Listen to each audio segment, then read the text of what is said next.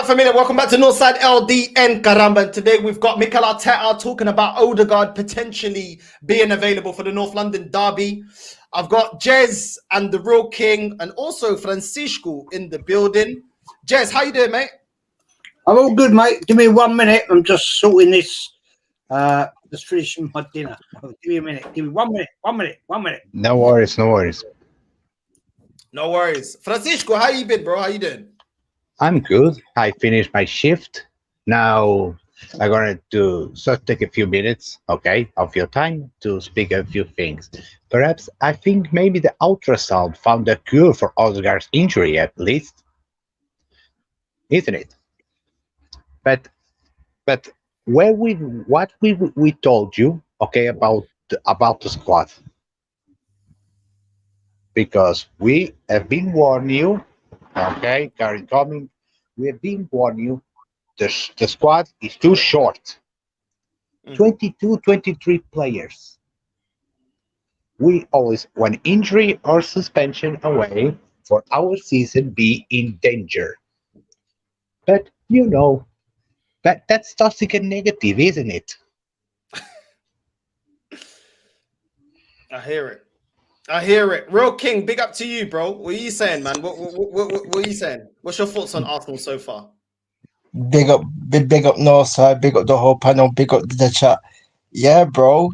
It's been a mad international break for you the past week or two. So, bro, I've been saying this 3 or 4 seasons ago. I've been saying, what happens if Odegaard gets injured? What happens if Saka gets injured? What happens if Declan Rice gets injured or suspended? What happens if Saliba gets injured or suspended? I've been saying all of these things, and all of these things now are coming true. And I also said on plenty of shows with you, I said Northside, that Arsenal are going to have more injuries this season than they have done in the last 2 seasons. They're going to have more injuries this season than they did in the last 2 seasons. And Arsenal have already had like 6 injuries. And Arteta's speaking nonsense about, Odegaard's apparently going to be back for the derby. Well, I saw Odegaard walking on cushions. So, and I looked at the injury, and the injury doesn't look good. And obviously, I heard it's 3 weeks, but it's 3 weeks minimum. The Norway's doctor said, but obviously it could be a lot longer. So, so this is the thing, bro. And obviously, Tottenham haven't been that great. Tottenham haven't been that great either at the start of the season. But I think Tottenham are going to give you problems in the derby, bro. And you've got a wavy schedule the next 3 to 4 games, because this is where Arsenal are going to be real tested, and this is it, bro. I hear that. Ozzy, what's your feelings, bro, surrounding Arsenal at this moment in time, bro? Big up Northside, big up the panel, big up Jez. To be honest, like, I don't know where to start. To be honest, I don't know where to start, because you know where it is. It's like we already went into the season with no optimism after that transfer window. Yeah, and then it's just like whammy after whammy after whammy. It's like players getting injured. We haven't started the season off well. Then you've got this flipping Tapas Tony Pulis signing 3-year contract. And you're like, I just want to catch a break from this club that actually, like, we all love this club, but this club like pisses off to us to the max. Yeah. For the ones that we demand winning, we demand trophies, we demand seeing our club being at a high.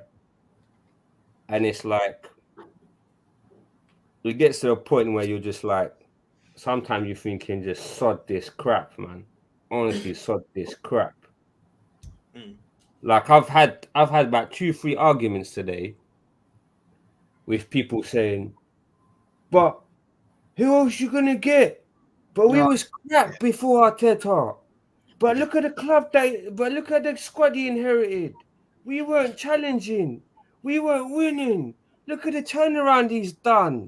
Like, surely he's the guy to take us forward. Who else would you get?" And I'm thinking,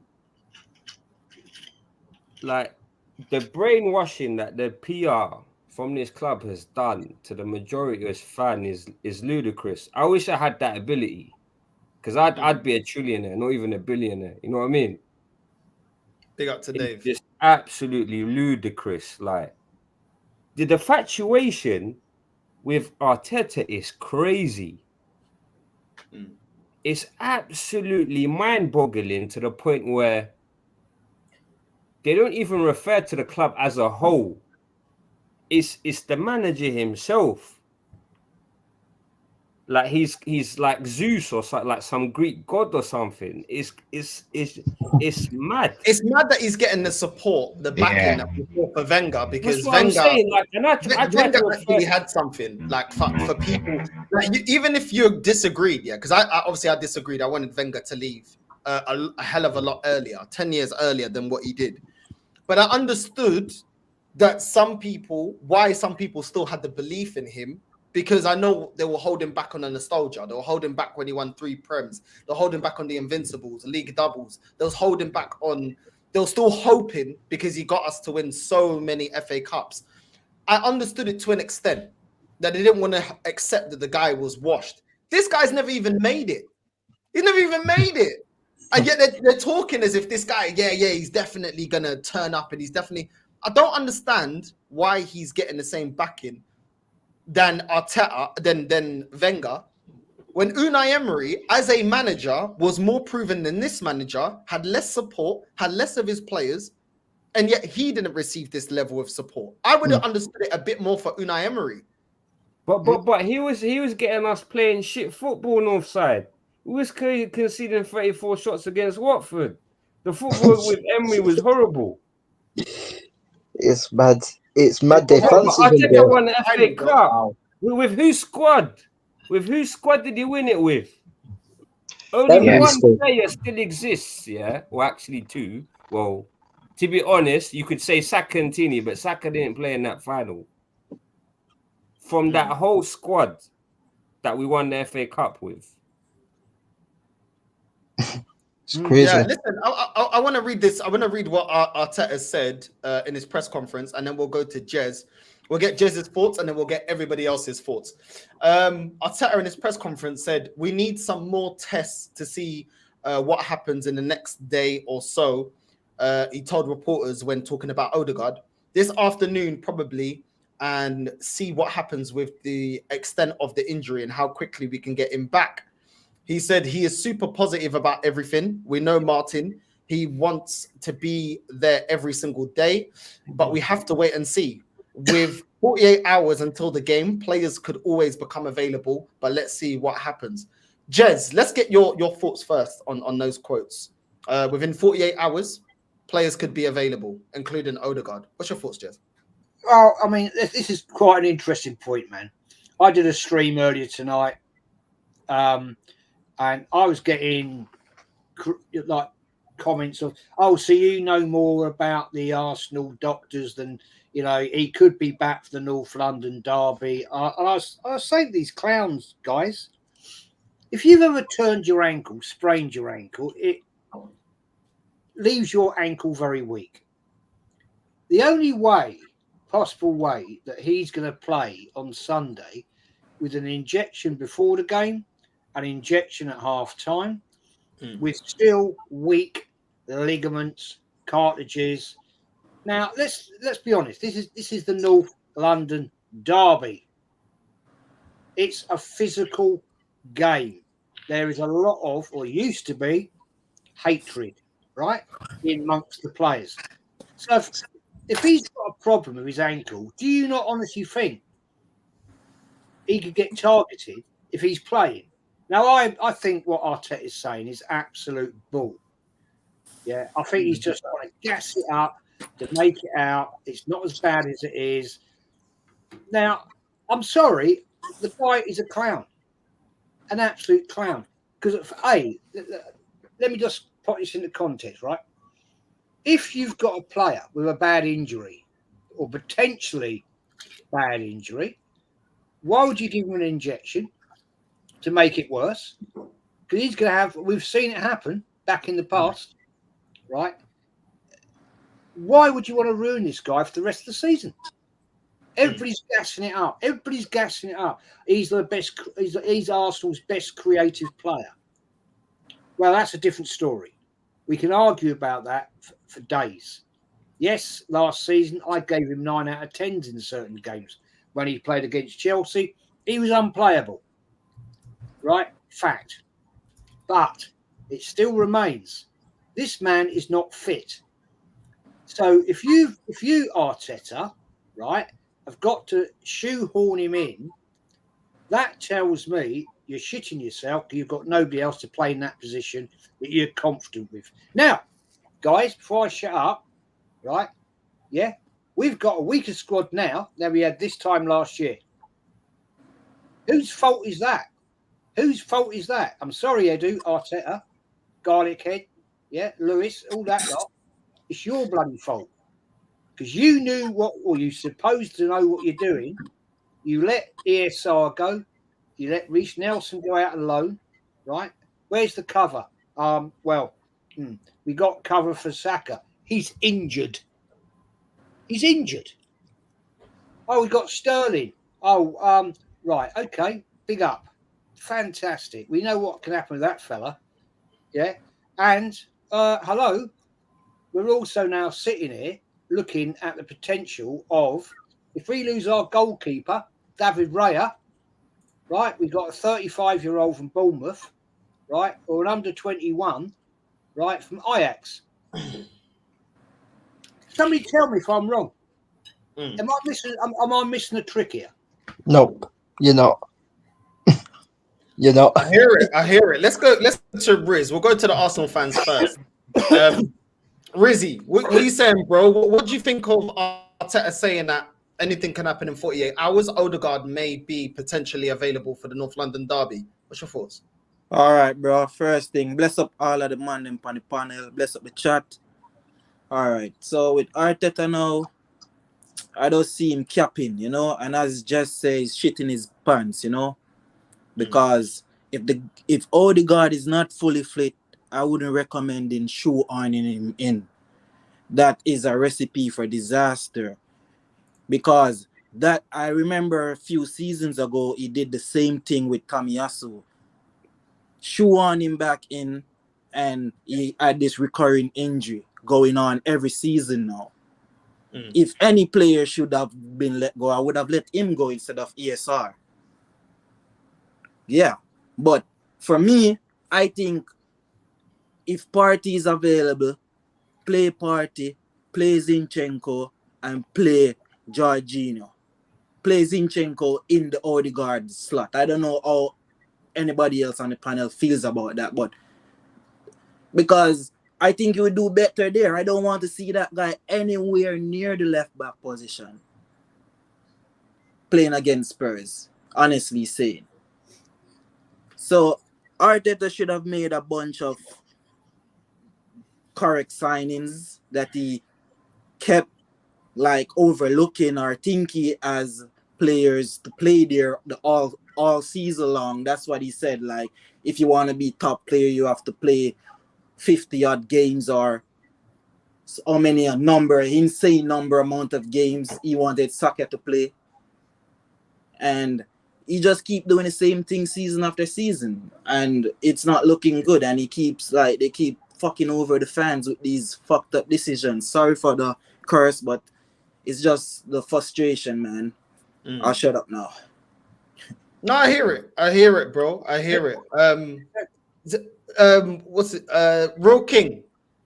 Actually, hold on. Let's go to Zir. We haven't heard from Zir. Zir, I know you're a Bayern fan. What's your thoughts on what Arteta is saying, bro? Because Odegaard, when he came off, that looked nasty, bro. That looked nasty, and he was screaming in agony. him saying that he may be available when a couple of days ago they came out saying best case scenario he's out for 3 weeks, worst case 6 weeks plus. What's your thoughts, bro? I think it's what Jez said, really. I mean, it's all bull. I generally think it's all bull because if you deep it, like the way his ankle got twisted up, there's no way this guy's gonna be able to make it like Tottenham. Like, let's be honest, like it doesn't take a few days all of a sudden for you to be able to get back to play. You know what I mean? And then even if he did get back, like he'd just get injured again. Like you're just wasting time even thinking of trying to get him fit. Like, and you know what? I'll be really, really blunt. And I'm sure you know this. I'm sure all you Arsenal fans in the panel know this. I don't know about the geeks, that are not involved. But listen, at the end of the day, this is why you should have made the signings, man. This is why. Because the moment you don't make these signings, this is what happens. The moment they get injured, it's like, oh, no, we ain't got the players. We ain't got this. We ain't got that. We ain't got that. Yeah, well, maybe you shouldn't have said, oh, our squad looks good enough to compete for the league then. Surely you should have thought we should have got... No, I'll be honest with you, bro. I'll be honest with you, man. Come on. Bro, I'm telling you, your fan base, they need these, bro. They generally need one of these, bro. Because these, man, they don't know. They don't know how things work around here, man. They don't know. You know what I'm saying? It's just what it is. But you know what? They like one of these, though. They do like an off-white because that's how they act, Just like Lee said, they sell like their items on the website easy, you know what I mean? But listen, at the end of the day, like, I feel like your fans underestimated the whole situation. Your club went on with all the crap. And now this is where you are, man. And I'm not going to be surprised if by the time Man City's over, you guys don't even start competing anymore. Harsh reality, man. True. I hear it. I hear it. It's crazy. What are you saying? What are you saying? Crazy. You're giggling a lot, yeah. What are you saying? What's your thoughts on what Arteta said? Bro, he's just absolute bull, innit? You know what I mean? It's an absolute bull, innit, bro? Like I said, bro, like all the Arsenal fans were saying, oh, we don't need any more players. Our bench is fixed, this and that. That's what they were saying a few seasons ago, yeah. And then now, bro, some of them are starting to cry, but most of them are saying that we've got options. We've got options like NSG fam and Tion Wayne fam. You know what I mean? Yep. In the field, they can't run out of options from them why there from Tion Wayne and that, bro. And NSG and that, bro, you're going to see NSG and Russ millions at the Emirates. That's what you man are going to see. You man are going to see Raheem Sterling defeat at Russ millions on the wing, bro. You know what I'm saying? You man got rid of Fabio Vieira, and his new replacement is Ignori. And he's supposed to be the new Santi Cazorla. The new Santi Cazorla, or some Arsenal fans have been saying. Who said that? Well, there was an Arsenal fan. You know what I'm saying? And Wari's going to be the new Jude Bellingham. So I don't understand if he's going to be the new Jude Bellingham. Jude Bellingham is a starter for Real Madrid. So why didn't they just play Nathan and Wari? Why are they trying to bring back Odegaard? This reminds me of how we treated Partey, if I'll be completely honest with you guys. I remember, you guys must remember that game where Partey was injured and Arteta pushed him back on the pitch. Yeah. And he was limping. He pushed him back on the pitch and then he got re-injured. At the end of the day, I agree with all of you guys. I think this is some nonsense. At the end of the day, the player's injured. He's probably going to play within himself. When you get a big injury like that, yeah, you may be able to give him a couple of injections. I don't even think he'll be able to even give him any injections. I think it's that bad that he can't give him some injections and he'll be able to play. But he's going to play within himself. What kind of Odegaard will you get bringing him back injured? When players have big injuries, Jez, you've seen this over the years. When players have big injuries, they start playing within themselves. I think was it Ramsdale that got injured, or am I thinking about Eduardo? I know Eduardo broke his leg. And Ramsey took a year Ramsey, that's it. I keep saying Ramsdale. Ramsey, Yeah, yeah. Stoke. You know, you got the double leg break against Birmingham, and it was a horrendous injury. It was innocent. It was just one of them bad days out. But the thing is, any player, any of us here, right, whatever level we've played at, whether it's Sunday morning football, whatever, or a higher standard, you know your body better than anybody else, right? So if the manager's thinking, right, asking you, do you think you can handle it, and they decide, I'm not saying they would give you some injections, pain killing to get you through it. Mentally, in that man's head, Odegaard, he's not going to give you 100% because he's thinking, I don't want to make this worse. I'll get, you know, you might be lucky to get 45% out of him. He's not going to be running at pace. Now, let's be honest here, guys. We all know that he can disappear in games. Do you honestly think he's going to give it 100% in a North London derby, knowing the position he's got to play, that players aren't going to come to him and give him a hard time? It's a North London derby. Tell me, guys, please, what does Arteta not understand? He's played in North London derbies, Arsenal, Tottenham. He's been there. He knows what it takes. You have to be 100%. Now, the other concern for me, I'm convinced he won't be there on Sunday. I'm bloody convinced of it. I think it's just BS from Arteta, because this man drivel every single sodding day. Right? Northside, I hope you're going to come on to the press conference a bit later, right? Because the fact remains, you don't do that to a player. If you do that to a player, right, knowing the man's had a bad day out playing for Norway, and you have got the disrespect to say, do you think you're fit for Sunday then? And he said, no, I don't think I am, boss. Well, do you think if you could hobble through it if we give you a couple of injections? Well, you know, that's putting pressure on that player unjust. What is saying, are you fit? Do you think you can handle it? And Odegaard turns around and goes, no, I can't make it, boss. He goes, all right, fair enough. We'll work around it then. Because the other thing is, before I shut up, you put that player out on that part on Sunday afternoon at 2:00, right? And he's got stress to his ankle, ligaments, cartilages, muscle, whatever. You put him out there. What happens if he ruptures his bloody crucial ligament? His Achilles tendon. He's out for a year. He's gone. Yeah. You ain't seen any time. And Jez, you remember the days, that we never used to manage our injured players properly. Eduardo, Diaby was another one. He kept getting reoccurring injuries. Diaby, we saw him more on the medical bed than flipping on the pitch. Because we had a problem. We had a problem a couple of years ago with Arsenal with injuries. We kept getting players getting reoccurring injuries. You remember that, Jez? Yeah. Constant injuries because we never used to manage players and allow them the time to recover properly and return. What is the point? North London derby, I agree with you, Jess. North London derby, you can't carry any players. It doesn't matter how bad or good you think Tottenham are. At the end of the day, you can't be carrying players. You need players that everyone's going to be at 100% because Tottenham are not going to make it easy for us. No. Yeah, and I've seen Arsenal be superior to Spurs most of my lifetime, and I've still seen Arsenal lose derbies. I've seen us lose derbies against them now. He's going to be physical. He's going to get clattered into, and he's probably going to go 50-50. He's probably not even going to go in for a 50-50 challenge. And you need players that are going to fight for the badge.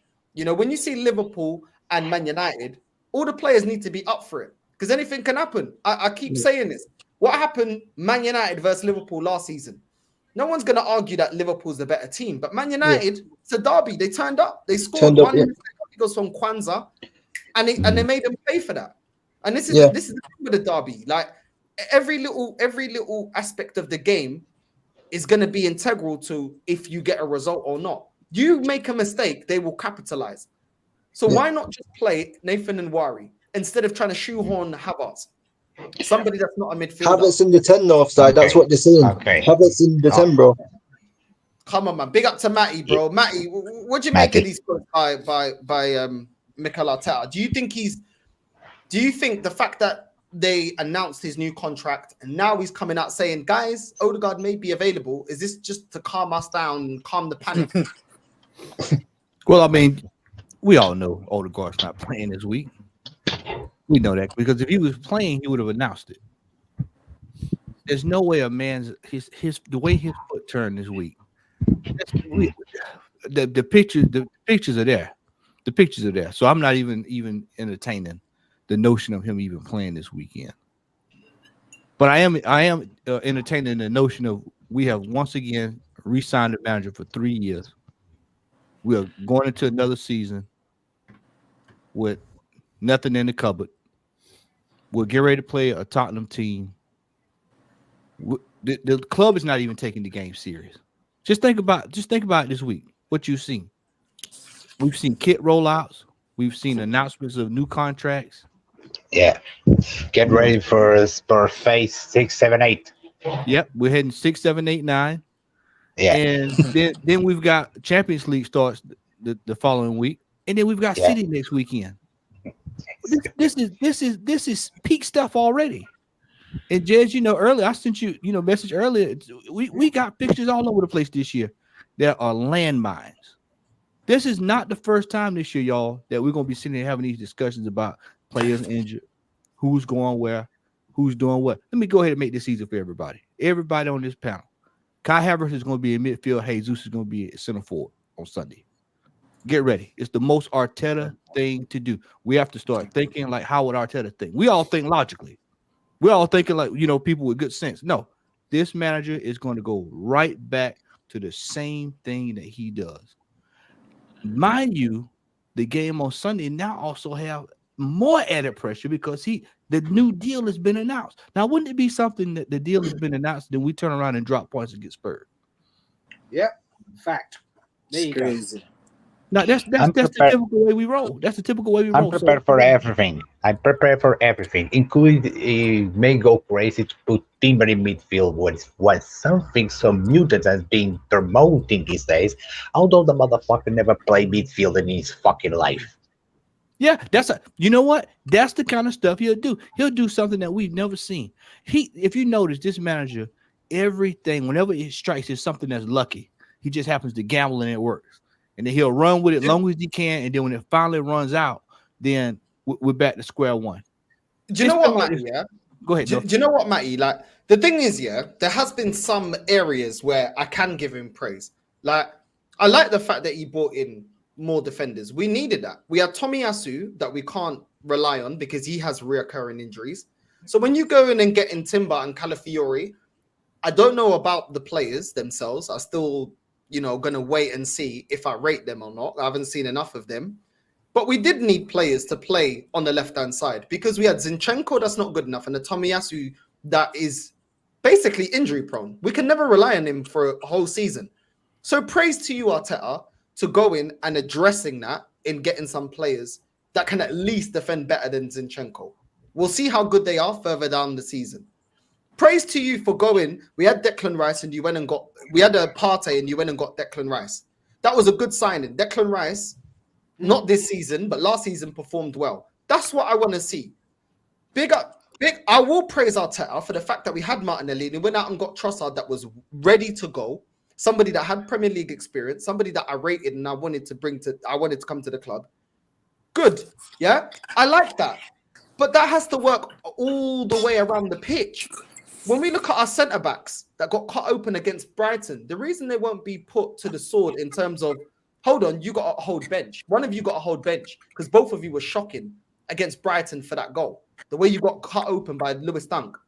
You have not gone out there and got a centre-back that's good enough to compete with them, which is why you never benched them. You never went out there and got the same quality and rotation for Odegaard that you have for Martinelli and Trossard. You don't have the same quality and rotation in the striker position, and you re-signed Nketiah, then got rid of him. You brought Havertz to this club, and you brought Jesus to this club. You have not got the same quality and rotation for Saka, and you went out and done a Sterling, which is a panic buy because he's not even good enough for a Chelsea team that's not ready to compete for the league. And yet we're getting a player that they deem not good enough for them to get competing for the league and bringing him into this team like he's the final piece for us to get over the line. That is where my criticisms are. It is not the quality. We have some positions where we have quality in rotation. The majority, we don't have the quality. When Rice is not available, the drop-off from Rice to Jorginho is huge, which is why people was annoyed that he was suspended. And this is the problem. As much as I can praise some things, you've had 5 years. The drop-off from the bench to the starting 11 shouldn't be so dramatic, but it is. And that is the problem. I mean, I don't know. Rob, you haven't had your say, bro. I know you're a Liverpool fan. Well, I mean, you guys had that season. Liverpool had that season where you guys had what, 8, 9, 10 injuries in a season. What did you put it down to, Liverpool? What do you think you guys have improved and learned from that season where you had so many injuries? The COVID season where we had to play Nat Phillips and Reece Williams at the back.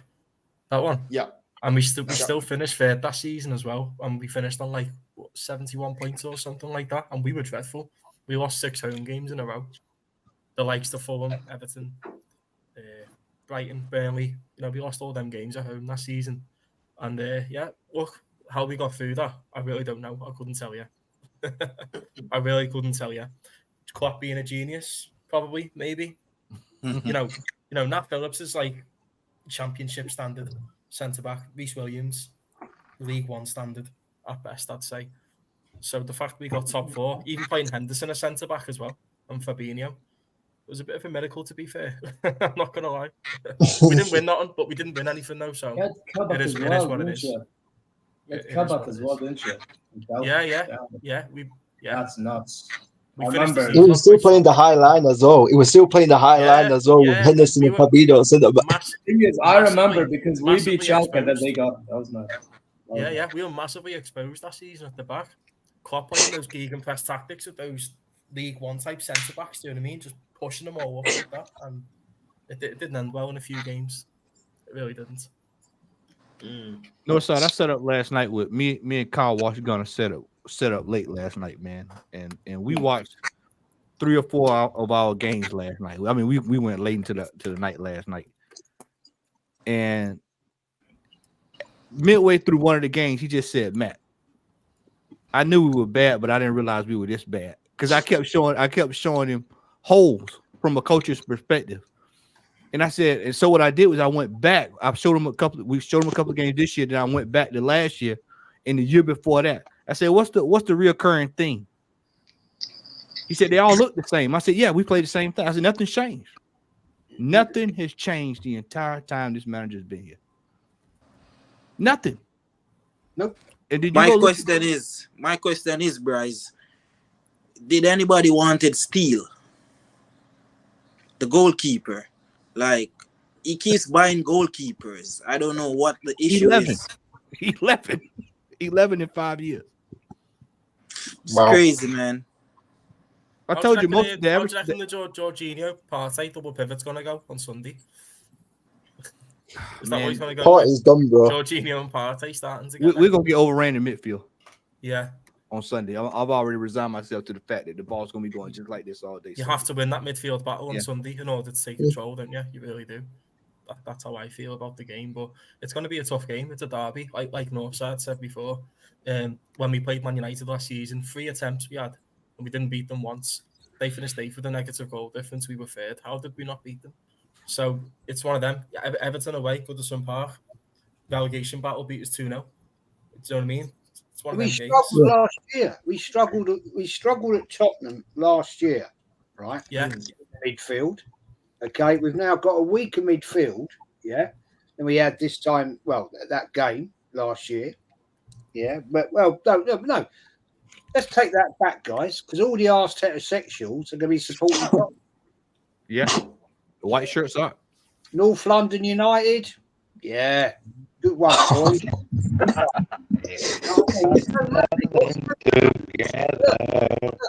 The North London derby doesn't exist anymore. We're all buddies, we're all friends, we're all mates. Not really, North London grinder. You see players shaking and laughing in the tunnel and all that before that game starts. Like, what's all that about? Exactly. Like, yeah, all right, mate. Yeah, good game, whatever. No, mate. Okay, you should be punching each other up. Bro, You know what I at mean? this point, when you're not gonna call it the North London Derby, you may call it the Disgusting. North London Grinder meeting. Disgusting, man. Absolutely disgusting behaviour. Northside, one question for you though, lad. What flavour vape are you chonking on tonight? What have we got? It's called copium flavor. Big Copium for the last 2 decades. Like, it's Anything crazy, flavour bro. hits hard, mate. It's hard. You know I'm the seeing an most article crazy here about Arsenal. Mm. Arsenal has saved £10 million with the outgoings and the money that we got from players' sales the last transfer window. That's not what we want to be hearing. That's not the articles that that we it? want to be hearing.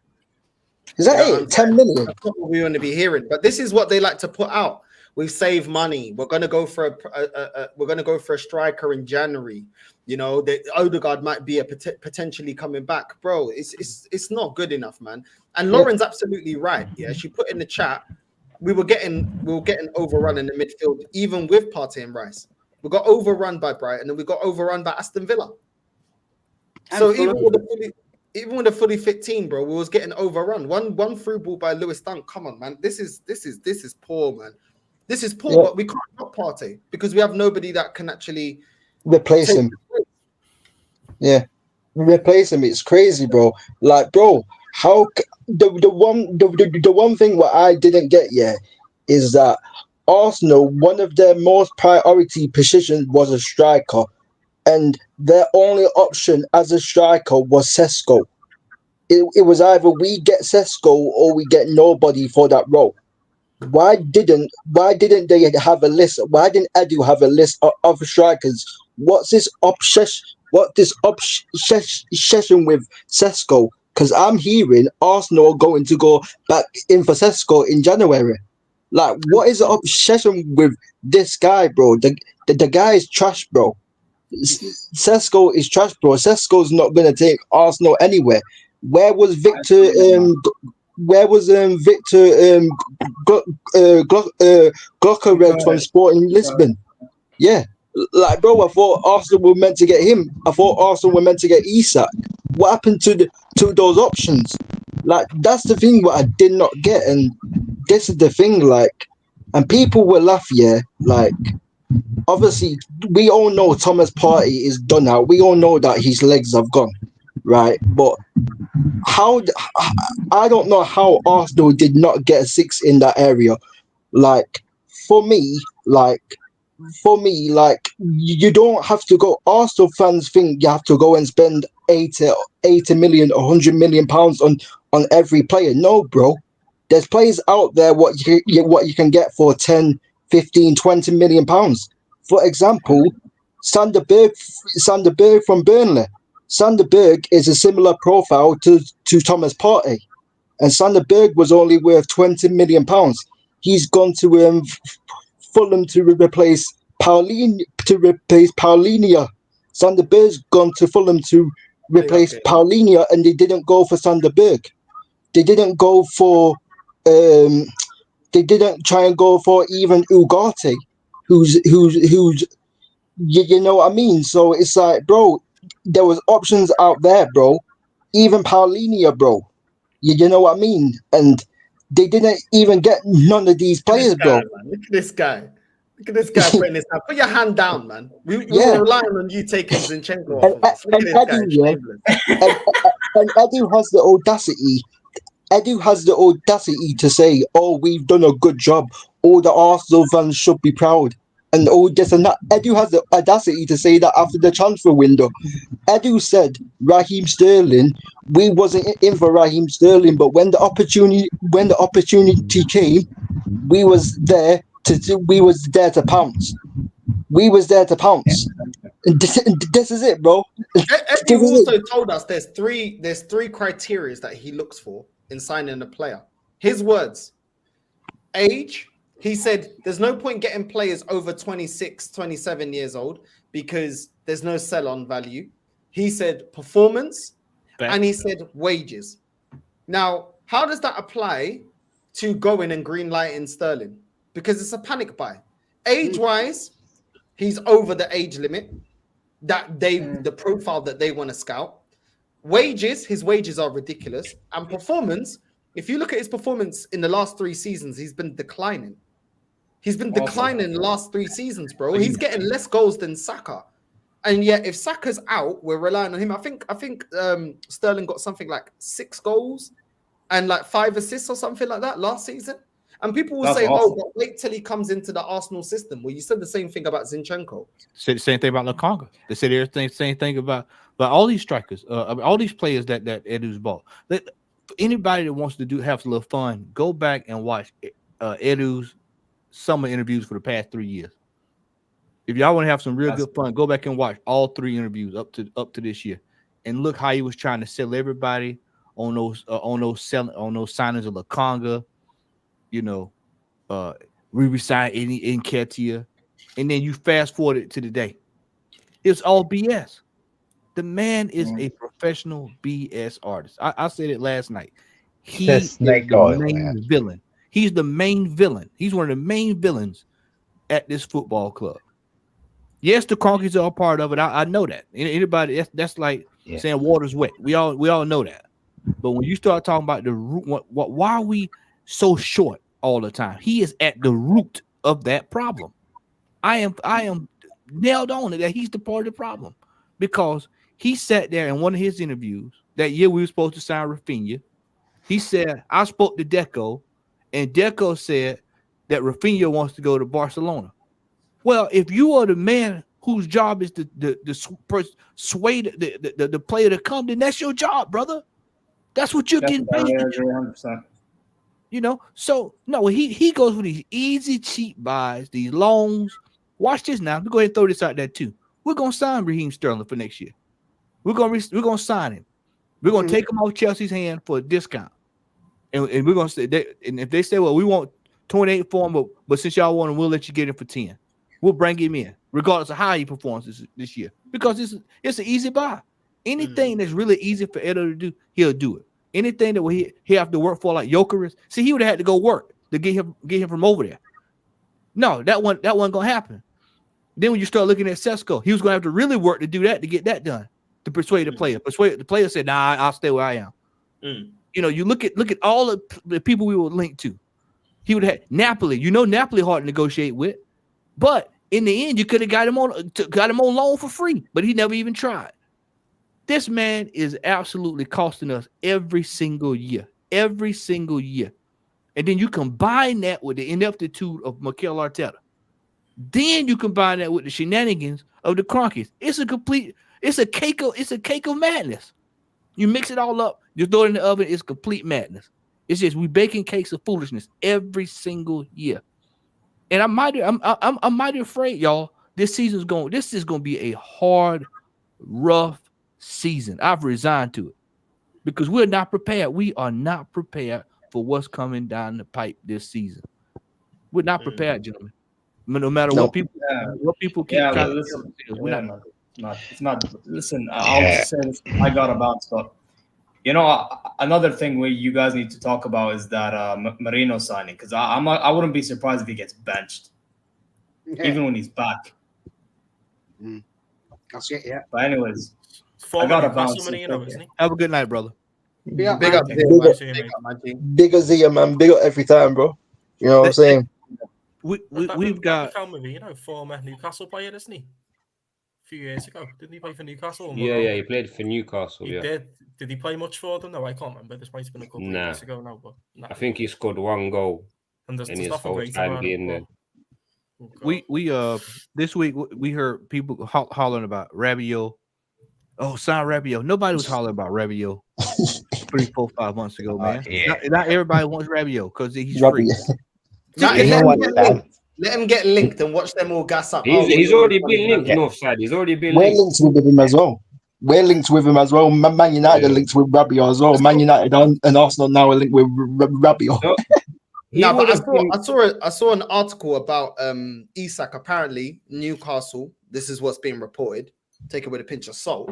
That in his new contract, he wants a release clause. He said Bruno Guimaraes has got a release clause.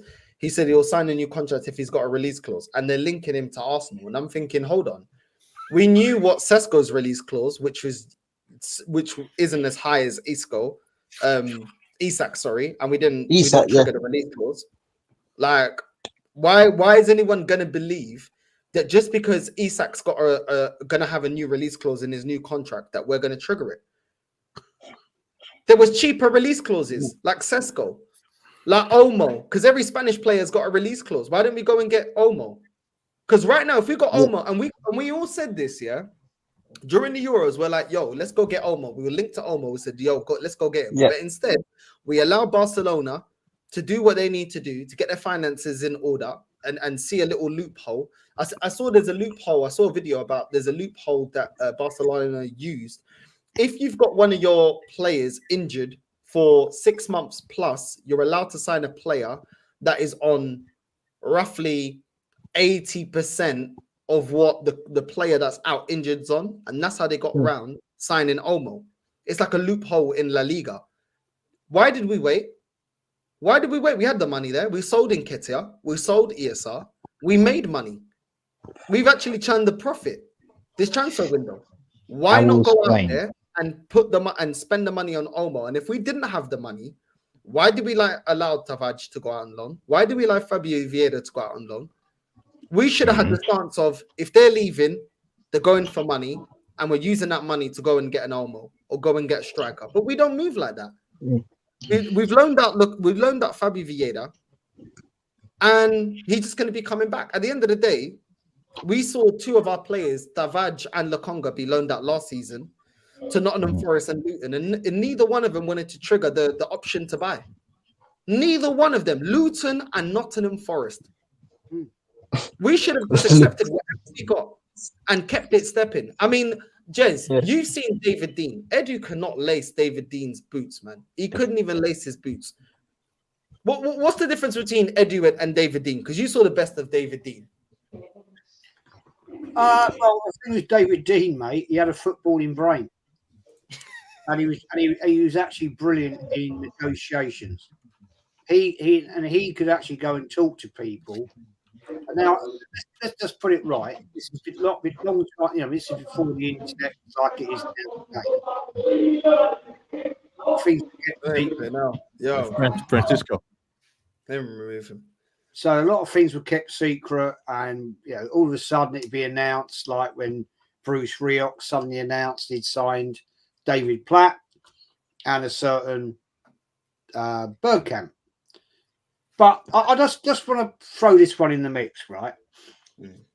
After this game on Sunday, this time last year, we were 8 points ahead of Manchester City, right? 8 points ahead.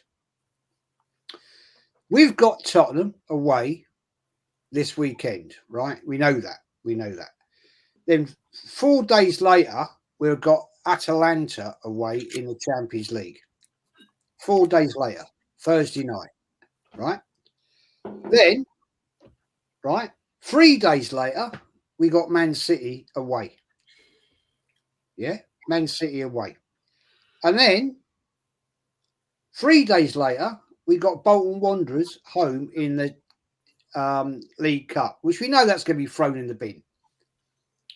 But people are telling me on my stream I did earlier today, we can compete on all 4 fronts, this, that. And I'm like, right, okay, whatever. I don't know what you're dreaming or what you're drinking, but good luck to you. And then after Bolton, right, we got Leicester City home. Now, I'm not going to say that's a hard game, but it won't be a bloody easy game.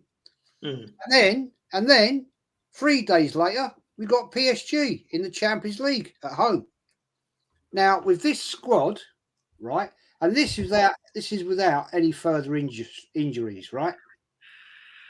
We've got a weaker squad than we had at this time last season, yeah, and we couldn't get it over the line after Man City kicked into gear.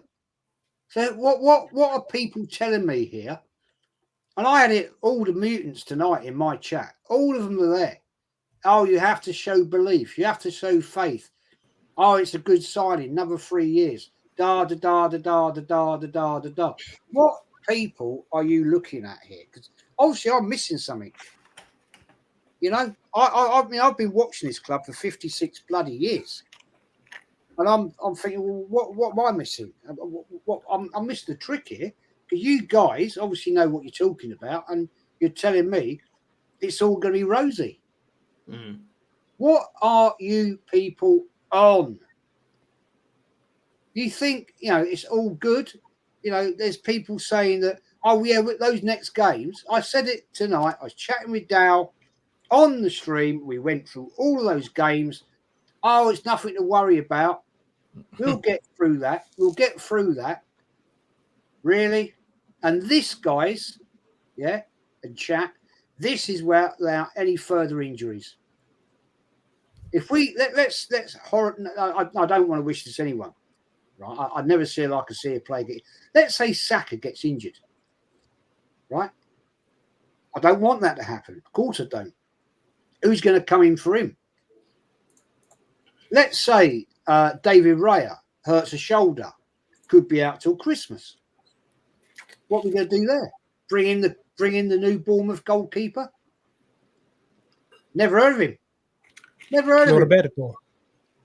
That's why, Jez, yeah, for all the people that abuse you, abuse me, abuse everybody else on this panel that questions this, they need to bring a solution. I don't know why they're waiting for Odegaard to come back and be available for this game.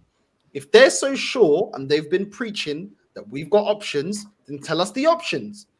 Because we were saying that this ain't good enough. Now they're saying, okay, we'll play Havertz. Okay, well, we will judge him then. If that is the option, playing Havertz out of position, then we will judge him if he's not good enough. Because you can't say that he's inexperienced. Nathan Nwari, I won't even cuss him. If Nathan Nwari starts as a number 10 and he doesn't perform, I'm not going to put it on him because he shouldn't even be asked to be number 2 to Odegaard in the first place. I'm going to look at the manager. I'm going to look at the manager and say, why have we not strengthened in that area? And people are saying, oh, but, you know, what if we still had Fabio Vieira? Let's be real. He had Fabio Vieira sitting on the bench last season. Did he use him? Because Odegaard wasn't 10 out of 10 every game. Where was Odegaard when we needed a performance against Porto? Where was Odegaard when we got kicked out the cups against West Ham and Liverpool last season? Where was Odegaard when we needed a result against Aston Villa? He's the captain. So don't tell me, oh, he can't. Yeah, but look at all the other games. You're the captain. So you have to be the benchmark every game. That's what a captain is. He's a benchmark every game. He can't drop lower than the 8. That is why you're appointed as captain. Yeah, he embodies everything. He embodies your club, basically. You are the manager on the pitch. Now, facts, Omar, yeah? You are the manager on the pitch. You are the one that keeps the standards and tell the players what needs to happen. Yeah, and when managers have got good captains, sometimes managers don't even need to talk. Yeah, look at Roy Keane. That's what Roy Keane was. Everyone. Roy Keane was there for United under Sir Alex. He was the manager on the pitch. Vieira was the manager on the pitch. When you think Wenger was telling anyone, any of those players do anything, he just told them, listen, man, go out there and play. And then guess what? Vieira was the one that was putting all these players in check. A captain represents. We also had a captain like Tony Adams. Captain, that's my point. So... See, captains. Let me tell you something. Captains are very important in every club. A captain represents what your club's expectations is, right? When Real Madrid had Sergio Ramos, you knew what they had. They had a winner, right? When we had Busquets, Xavi, all of these guys, Puyol, think about all the players like Messi, all of these players who were captains because these were leaders. These were people even like in terms of like Messi became more of a leader as he aged, but he was a leader by example because he was the one that was doing everything. When he did things, he gave the players confidence around him. You understand what I'm saying? So even Messi, though, there was rumors that Messi, even behind the scenes in the dressing room, Messi was saying what he didn't like. He wasn't playing. He wasn't the most vocal on the pitch, but he was vocal in the dressing room, and he was leading by example on the pitch. But yeah, continue. He became a leader after he was given the captaincy. When in the beginning, he was very quiet and timid, right, and just trying to play like basically lead by example. But the more he aged, you could see him. Like, this is the thing. Look at Messi after, like, I would say 2018, 2019. He became more vocal on the pitch. He was in the referee's faces. He was in his opponent's faces. Because you know why? Because he was the leader. He was basically and set an example of what he wanted the players to be. That's why at Argentina, look at the way those players play for him. Because you see him on the pitch whenever he like he's on players' faces. Like, this is not who Messi used to be. But as he became the leader, he had to basically, lead by example. If he was quiet, the rest of the team would not be confident. You understand what I'm saying? And this is the problem with Arsenal. Odegaard being your captain represents where your club's direction is going. It's the truth. Because let's be real. Martin Odegaard, right? Before joining Arsenal, what was his career? He was at Real Madrid, never broken the team. He was in Real Sociedad, had a few games and then was good. He can still go to an international tournament with his country. Let's be real. Think about the Euros, right? We've seen Albania, Iceland, Finland, flipping North Macedonia, Georgia this tournament. Like, bro, there is no excuse. The fact that Norway, who have two of the best players in the world apparently, still can't go to a tournament, and that comes down to him. Two players. They got like 4 or 5 really good players. But I know the team. Ausnes, Sanderberg, Christopher Azier, Ryerson, Oya Nylands, Oscar Bob. All of these players are, but Odegaard is the captain. Odegaard is the one that's supposed to be telling these players, hey, man, it's been over flipping 24 years since we've been in a tournament. It's about time, bro. This is our best generation. We have to represent. But do you see him do that on the pitch? Like, I watch him when he plays for his country, when he plays for his club. This guy barely speaks. The only time he speaks is when the camera is on his face. But do you see him actually like screaming, telling players to do stuff and all of this stuff? Like, that's all he does. This. Like, he's trying to talk. But this is the thing, Northside. I was yesterday, right? I was doing a stream with Zier, right? And I said this. I spent over 1 hour talking about this new contract, right? And you know what's funny? Because I already knew. I was like, you know what it is? These guys are trying to insult our intelligence because they want to make it seem like they're just giving him the contract now. Nah, this contract has been on the table for a while. I'm pretty sure they signed this contract way long ago. The problem is there was not a right time to give it. So now, because of all these injuries and all the fans' heads going down, they say, "Oh, let's give them this contract. Maybe this would raise their heads." Because let's be real, even though like the fans on this table, like you, Jez, and what's his name, like Matty. everyone, Matty, right? All of you guys have your critics when it comes to like the contract, right? There's a lot of fans who are happy about this. Oh yeah, and I said most of them, 80% of them. And the funny thing is, right? I sat there and I was reading basically the thing on Arsenal.com, right? And it's so funny. I'm like, bro, this club's mentality has fallen so far to the ground, right? That they are basically putting stuff like winning the Community Shield, finishing second all the way to the final day, taking City to the final day, win rates, most goals. This is the accomplishments that they're trying to hype up as a reason. 7 nominations for Manager of the Month. And he won it once. He won one of them. And he won one of them. Here, and I sat there, and I'm not joking when I say this, bro. You will see it on my stream, right? I literally said this. I said, bro, this club, this club has really fallen hard, bro. Like, I have never seen a club of Arsenal's level actually try doing stuff like this. Like, you don't talk about, like, if you wanted to back him, you could say something like, yeah, even though he hasn't won anything, we still believe in him and we still believe that he's our guy. But the fact that they're trying to say that he's done so well, that's why we are offering him this contract, it's a bunch of bullshit. Because at this point, it's like you're trying to test how intelligent your fans are. And the funny thing is, there are certain fans who are still happy about this, who are still saying the same thing that the club is saying right now. And that's my point. And that's why, for me, it's very evident that it's all about finances. The club being where it is now is good enough for these people. Like, they're getting their money. They're getting their money in. So Arsenal winning trophies doesn't really matter as long as they're just there and thereabouts. That's the same thing that happened with Wenger when Josh Kroenke, Stan Kroenke, and all those guys were there. When they were finishing top 4 every single season and not challenging for any trophies, listen, finishing top 4 got them revenue. But the moment that they left the top 4, basically the money started going down and they had to get rid of him. So that's the same thing I see with this whole situation with Arteta now. No, The and problem thing is, like, most of our loudest fans, I'm going to let Guru go.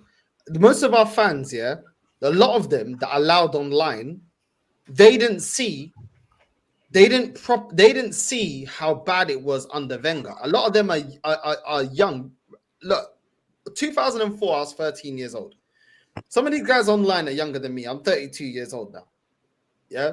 They didn't really see what we had to go through, the older fans that are my age and older, and maybe just slightly a little bit younger than me. Yeah. Because we were able to understand the full decline. Like after 06, even Jez started seeing, and me and Jez were talking before, Jez started saying after 08, 09, I saw we're not serious. Yeah. And around the same time for me, I said, yeah, we're not serious. A lot of these guys were probably only understanding football around 2010, 2011, 2013. They didn't go through the whole time of us just relentlessly not doing what needs to be done. And that is why they're applauding this, because there's no way that you could see the decline of Wenger and understand football at the time that Wenger wasn't achieving what we needed to achieve, and then say that this guy is good enough. And that's my point. Way, because everything is aligned. When we had the British core, when we had Gibbs, when we had all those players, bro, Gibbs, we had flipping Oxlade-Chamberlain, Carl Jenkinson, all those players. And it was pushed to us. Even Sky Sports was pushing it to us. These guys are going to grow up together and going to be world class. Bro, most of them didn't even make it. Yeah, Oxlade-Chamberlain, the highlight of his career is playing for Liverpool, and even then he was a bench guy. Yes, you know what I'm saying? Let's keep it real. Come on, Carl Jenkinson fell off a cliff. You know what I'm saying? Kieran Gibbs never really lived up to the hype that was around Kieran Gibbs. He was decent, just wasn't good enough, really and truly. Wilshere wasn't committed to the game, which is why his career fell off. You know what I'm saying? So we've seen this before, where they sell us on this youth project, and they sell us that players are going to come together and we're going to achieve this, we're going to achieve that. And the same thing's going to happen right now. If we don't win major honors, our best players will leave. They will leave. And it's going to start at the end of this season. It's going to start. The fact that Real Madrid keep looking at Saliba every transfer window, once they say we want him, he's gone. And once he goes, and then the other players that are left here start seeing Saliba lifting Champions League, La Ligas, Copa America. They're going to start thinking, hold on, I'm going to go. It's the same thing we had with Fabregas. Fabregas left, started winning trophies. Nasri then started saying, wait, I'm going City. Clichés, I want to go City. Adebayo, I want to go City. Van Persie, look at the other guys. They left, they started winning major honors. I'm going as well. Players talk. Going too. These guys talk. These guys know each other. Lads, anyway, look, I'm going to bounce Northside. Thanks for letting me on. I've got to be up in the morning. I'm training. So, anyway, Jazz Matthew. Big up, Rob. Good to see you, brother. Take care, man. Big up. Big up every single time. All right, man. Big up. You know what's scary, fellas? You know what's scary is that Arteta's got this 3-year deal. He could sign more players, and then after that 3 years is up, we are stuck with trash again. We are right back in the same situation that we were in 4 or 5 years ago, and nobody sees it coming. It's right. The writing is on the wall. We're going right back down the same. Jess, does this not feel like we're going right back through the same thing we just went through, got out of a few years ago? It's a rinse and repeat, mate. I mean, let's forget all the PR that goes on. When Arteta joined the club, it was, everything's terrible, it's awful, it's a drama and everything. And the club wins an FA Cup with a team that was not even Arteta's. Unai Emery's team. Well, I'm just going to say that. I'm just going to put that fact there. And then since then, having done everything that's happened at this club and bought a dog and everything else like that, what have we won? And what are we going to do? And how long do we go? How do we keep accepting failure? And this is what I say to people, right, that come into chats on Lee's, Northside's, mine, Matty's, right? How long do you accept failure? And the fact they accept this failure, I get it. A lot of them are probably trolls, right? And they're just there to get a reaction and everything like that. I get that. But there are people that have been there for a long time. I'm talking 2 or 3 years, saying the same nonsense week in, week out. Oh, you have to go with the belief. Oh, well, he's the best. Well, there was somebody in your chat earlier, Northside. Somebody said it. He's the second best manager in the world. Yeah, bro, in the world. In the world. Hello. Sorry to interrupt you, man. You've got Pep Guardiola, right? You've got Real Madrid, yeah. You've got Barcelona. Hello, and he's the second best in the world. He ain't won nothing. Is he better than Hansi Flick? I'm actually curious. I want to know. The guy who won the treble with Bayern Munich in his first season. He's not better than anybody who has won a trophy in the last 10 years. The season that your manager won his last trophy, the last time he won a trophy, you know what Hansi Flick won that season? He won everything. Every single trophy that he was in, he won. That is the manager. Bro, let's go to Guru, because I know Guru wanted to say something. Guru, what are you saying, bro? You wanted to say something. Go ahead, man. Yeah, I've lost it now, but I mean, first of all, big up Northside, big up Matty, and the legend Jez. Honestly, listening to Jez is just a revelation every time. You know, it's so nice to hear all the old stuff. It's got old. I asked a question in chat. What it was last night, I think. It was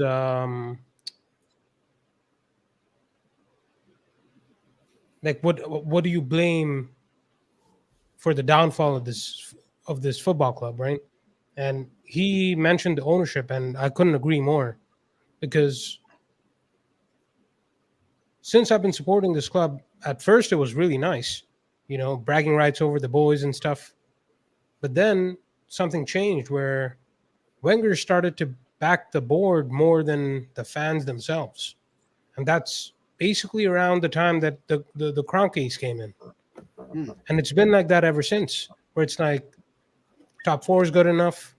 You know, hungriest sports people I've ever met. Bro. So Arteta clearly hasn't met enough sports people. You know what I mean? I'm just saying. Because this guy was a city. Won with all their American teams, but what have we done? FA Cups since they've come in. Come on, man. This bro, look at you know, this guy was a city, bro. Are you fucking serious? Let's look at the managers here that have been appointed since this manager's been appointed. Yeah, please. Inzaghi has won the league with Inter Milan. Xavi won the league. You know what I'm saying? Who else has there been? Ruben Amorim has won with Sporting after they didn't win the league for 20 years. Yeah, and they're probably, out of Porto and Benfica, we got a bigger budget in terms of spending money. So they ain't got the most money in Portugal. Ruben Amorim. Who else has been successful since this manager's been appointed? Sergio Conceição. Didn't he win the league as well? Conceição, another one. Conceição, facts with Porto. What about Xabi Alonso? We're going to forget that he won Invincible last season? We got Xabi Alonso. Yep. You know what I'm saying? Ten Hag, no. Yes, he's won trophies. Yes. But I'm talking about that a proper manager. Ten Hag isn't. He's a dead manager. He has won the Pioli that way. Northside, Pioli at AC Milan 2022, they won the league. Stefan Pioli. 5 managers, bro. 5 managers were available. And you know what? Also, Ancelotti, because Ancelotti went to Everton when Arteta came here and they told us that no, we got Arteta, Ancelotti's washed. That's 6 managers that have been. What did he do with Everton? What did he do with Everton? Northside?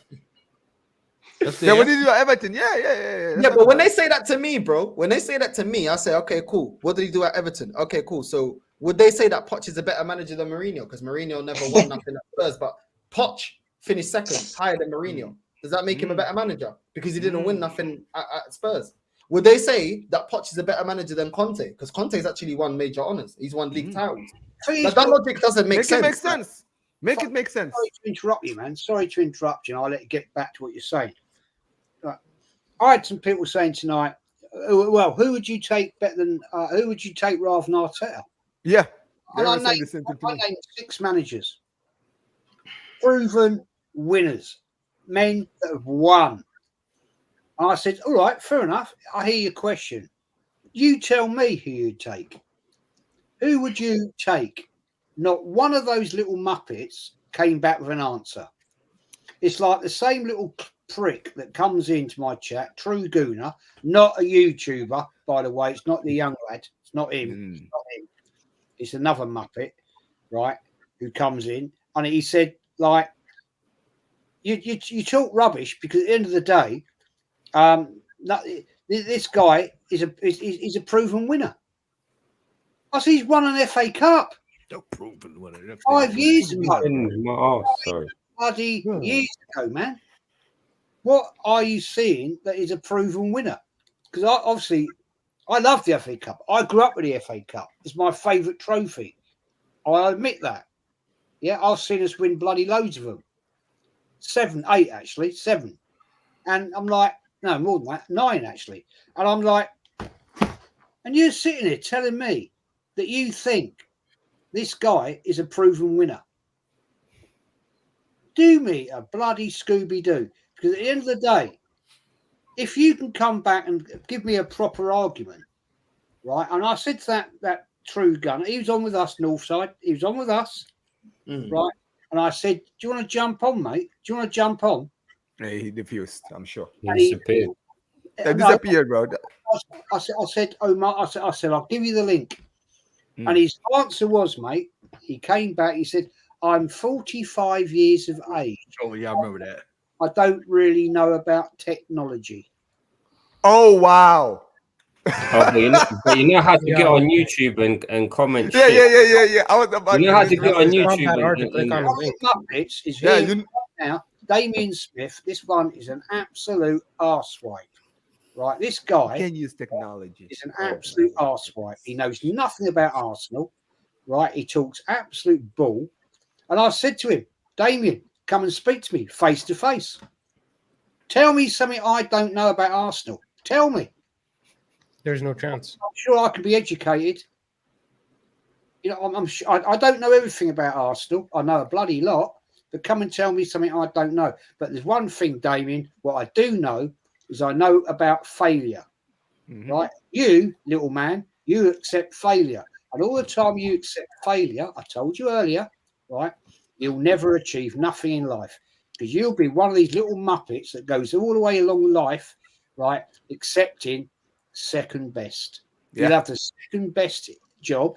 You'll have the second best girlfriend because you won't get confidence to get the best girlfriend, right? You have the bird that's really ugly, toothy one, yeah?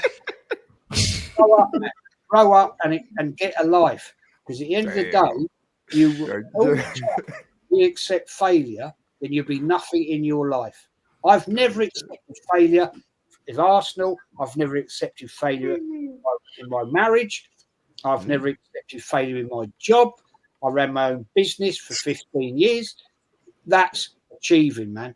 So, Damien, go away, get a proper job, right? And actually work it out how you achieve. Because at the end of the day, fella, you are nothing. Staffy, my guy, how are you going to come in here and throw, bro? Your club is in no better position than theirs, bro. Golly. Yeah, he's changed his position. He's all Ten Hag in now, just to troll. Yeah. Hey. Oh my god, this guy, bro. No, but see, this is my thing, right? This is you see those kind of fans, right, who are old enough to remember what this club used to be to what the club is now, right? Those are the fans I have zero patience for when they try to masquerade this shit show that you guys are in now as some sort of achievement. Because at the end of the day, when guys like Lee Gunner, like Troops, all of these guys were all go Wenger out when you guys were winning FA Cups and finishing top 4, and they were still screaming Wenger out, saying Wenger should leave, right? The idea of that was we want to go from being top 4 challengers to being title challengers, right? That was the plan. And then after Wenger left, right, the club basically didn't get in the Champions League since. I know that happened when he was in charge, but you get my point, right? At the end of the day, this club stayed in irrelevancy and basically in the Europa League for so long that when the taste of Champions League was there, all of these fans all of a sudden forgot that they were actually fighting to be title challengers and not just a Champions League team. Because that's what these people are doing now. They're basically trying to masquerade being back in the Champions League as some sort of achievement. Literally, right? Like I don't understand sometimes when I'm listening to some of these fans, right? Can I explain it to you? It's very simple. Please do.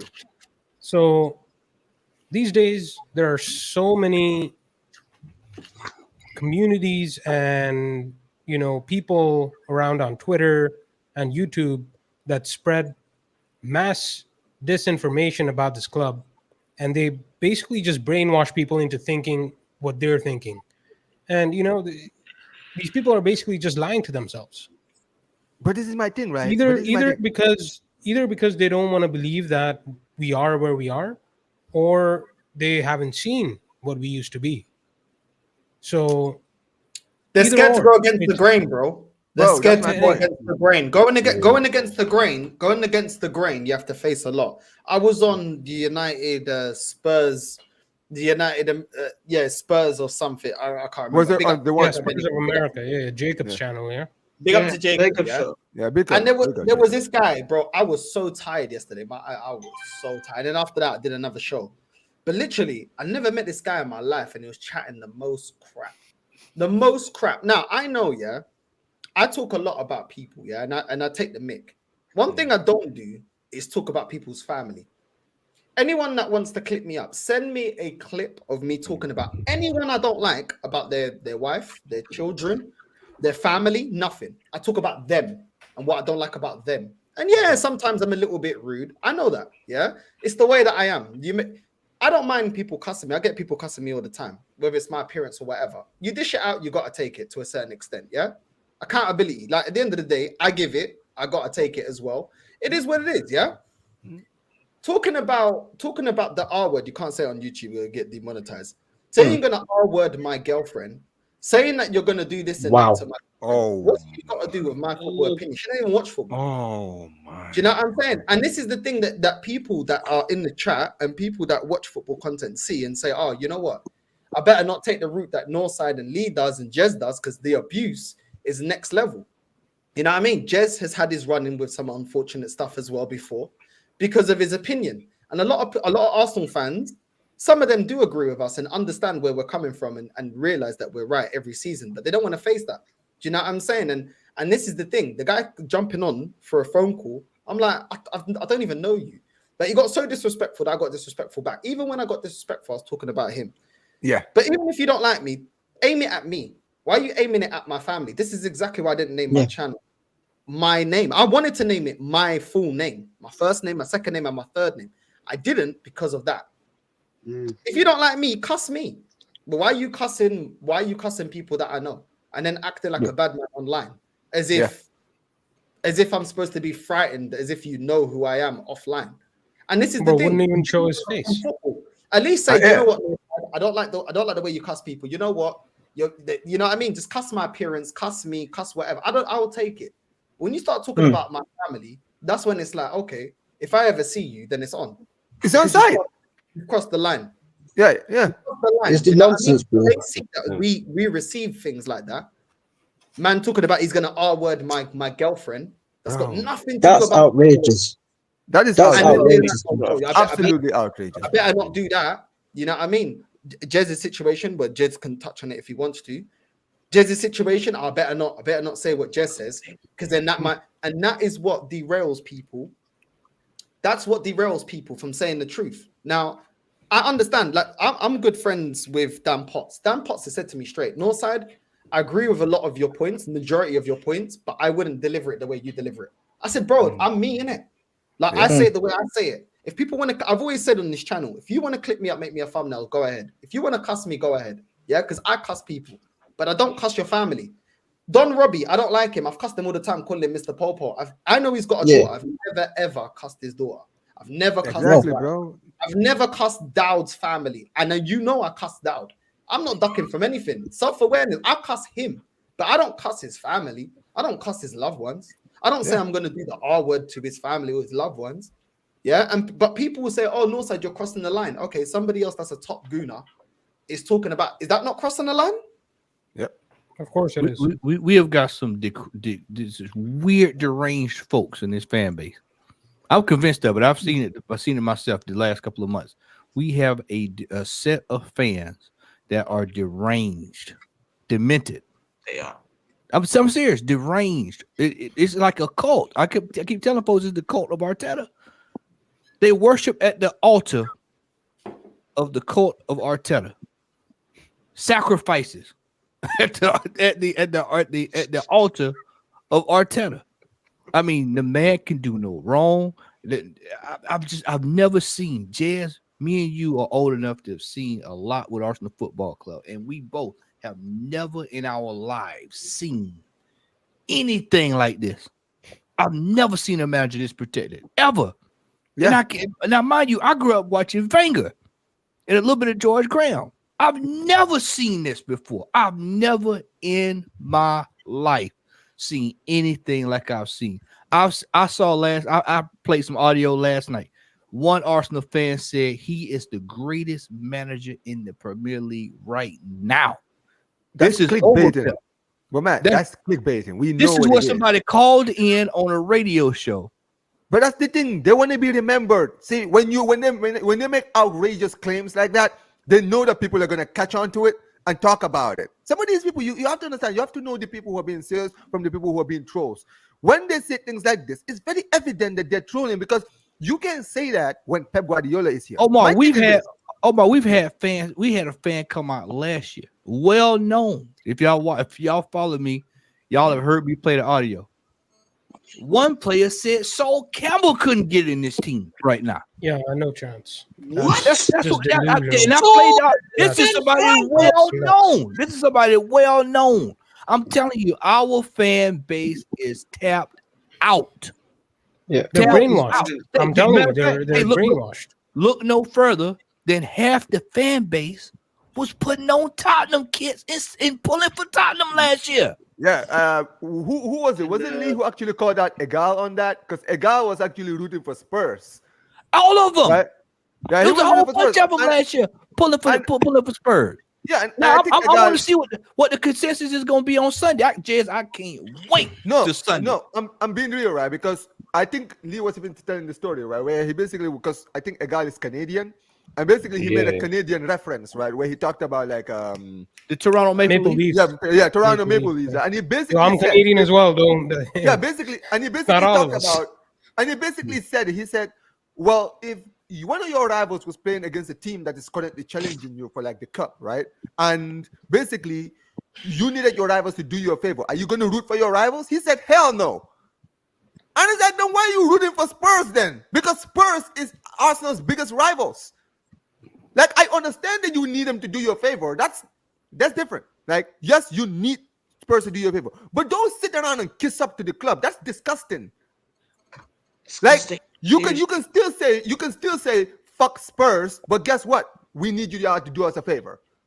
Like for like certain fans. But the fact that there are certain fans who are actually trying to like kiss up, like, bro, I'm like, no, dude, this is pathetic. It's pathetic. North London together. Like, it's like, you know what it is, right? Some of these fans, you're right. Some of these fans are deranged, and some of these fans are cowards. Like, you know, the fact that we are here on stream, like all of us here, our faces. Like, I have a channel. Most of you, everyone in here actually, I think, has a channel, right? We put our faces on screen every single week, so people recognize me. If I go out in the streets and someone subscribes or someone watches my videos, they will recognize me. I run that risk of being recognized when I leave my house. But guess what? I'm a man. I'm not afraid of anything. If people try to come, if people don't like my opinions and they confront me, guess what? I'm gonna confront them. I have no problems with that. Some of these people, some of these faceless cowards who hide their faces and then sit down and say the shit that they said, like this, they said, you know, side, don't have the balls to do this in your face because they know they're gonna get their asses whooped. Because you are on stream and you say whatever you want. So you've already said, you've basically told everyone on YouTube, I don't give a fuck who likes my opinion. If you don't like it, come at me. Come meet me face to face. The thing is, I'm just going to jump in there.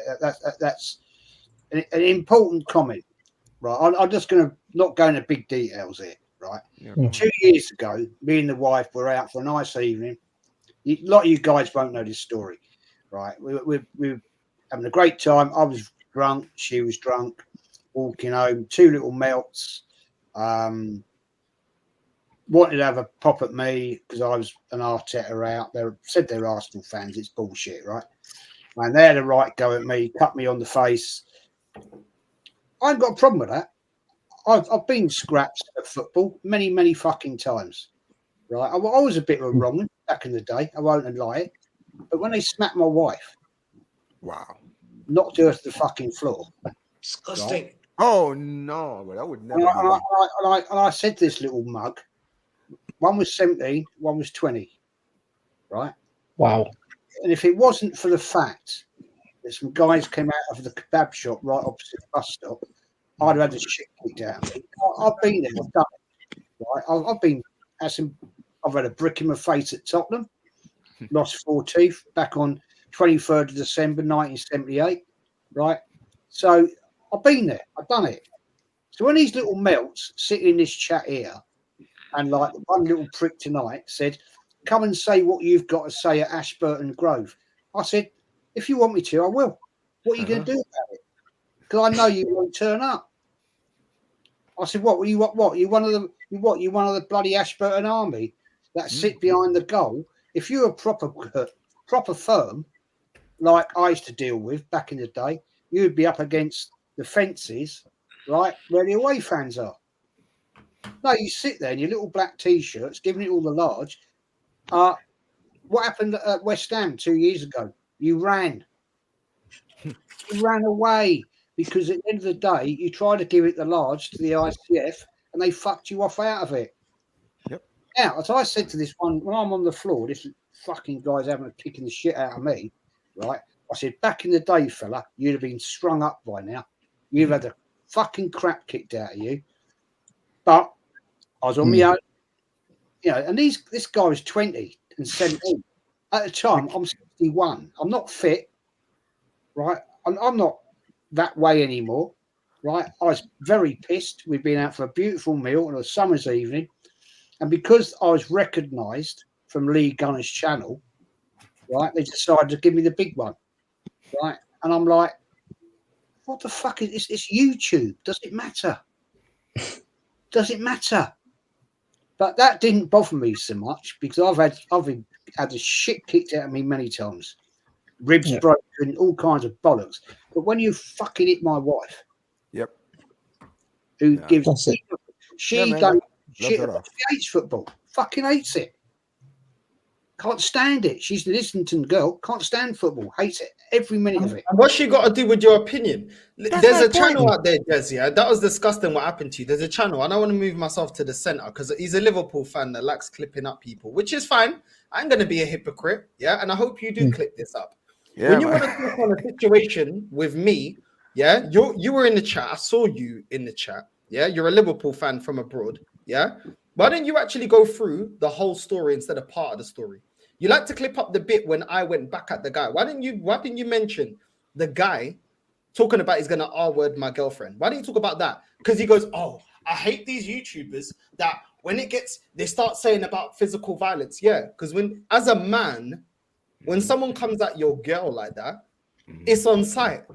Because it's your job as a man. I don't know how you were brought up. Maybe you ran away. I didn't run away from issues like that.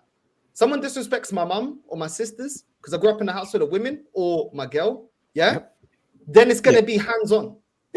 On site. And at the end of the day, that is the only time I say, yo, on site. Anything else, you can talk about my hair, you can talk about my looks, you can talk about my opinion, you can cuss me, you can say anything you want about me, yeah? I'm never going to threaten no violence on you.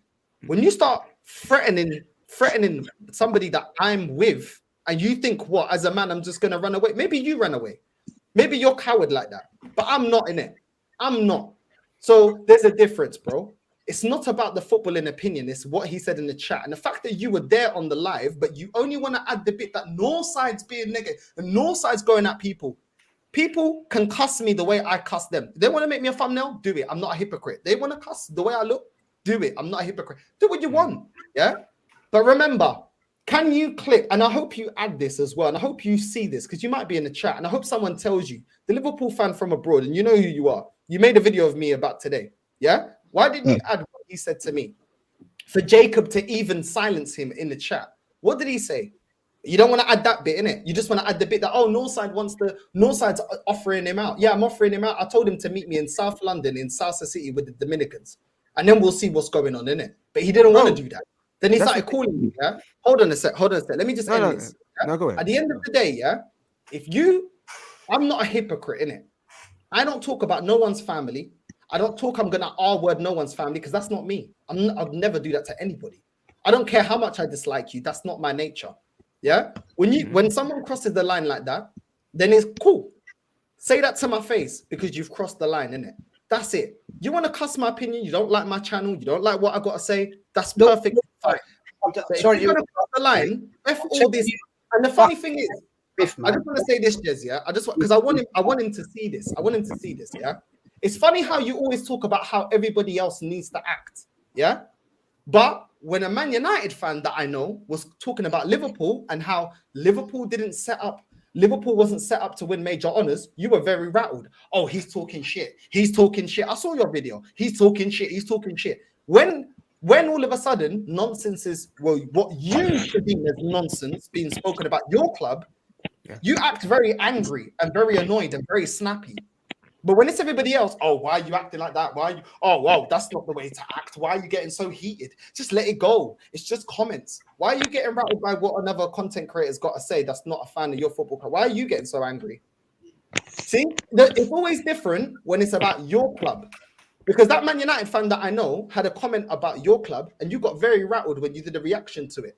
But then when I get annoyed with my fan base, with the majority of my fan base, telling us that we need to accept 20 years without a league title and it takes time. Let's go on to 25 years, 30 years. You're telling everybody else, look at the way they act. Oh, they get so snappy. Where's that energy when someone's talking something that you don't believe about your club? Okay, then don't be a hypocrite then, innit? Don't be a hypocrite, innit? Don't be a hypocrite. You know what? Don't make sure you clip it. Make sure you have that whole clip as well, yeah? And I'm not even swear at you, yeah? So you can try and twist it and say, oh, Northside's swearing at me, Northside's being I hope you clip that, yeah? Because it's easy when you sit there saying, oh, well, I wouldn't act like that. Well, I wouldn't. Yeah, cool. So why are you getting so rattled about other people talking about your club and you don't like his opinion because he's a United fan? Okay, then. Don't try and do the high horse thing. Oh, I don't do this. And I hope you make it into a video. Because if you're going to talk about a situation that I'm involved in, you're there in the chat, add the whole, what Top Goon is up to, the context of the whole situation. I didn't just go at the guy. The guy was disrespecting me and I was trying to ignore him and he kept going on. Yeah? So if you want to talk about me properly, innit? You can talk about me how much you want. But I actually talk about the whole story instead of talking part of the story and only going and only clipping the bit that Northside goes off. Yep. Okay then. Yeah, go ahead. It's facts though, bro. But like, this is the thing. Like, people when you want to have footballing debates with people they can't have footballing debates. Everything always has to be personal. Everything has to be personal.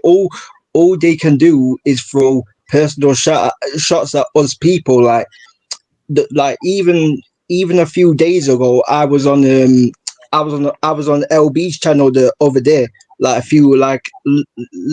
few days ago, and like after the video, this one guy was like, because I was speaking about Manchester United and because I obviously have high standards for my club, and like, but after the video, this guy commented. Obviously, I commented on LB's YouTube channel saying big up for having me on the channel, this and that, yeah.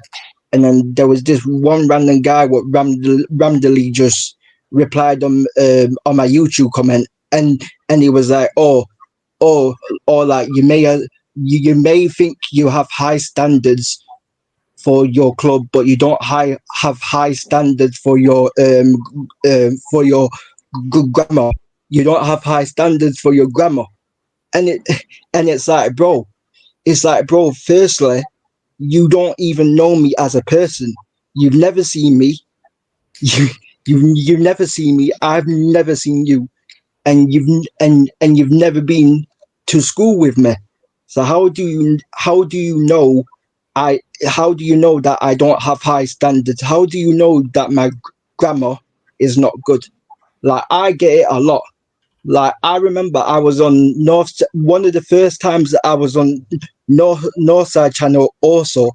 I remember I was cooking Arsenal fans after when they bottled the league, and like the amount of Arsenal fans what was saying the most to me, bro. The amount of Arsenal fans what were getting personal and stuff, and like Northside had to get to a point where he had to like get the mods to like block all the Arsenal fans in that, bro.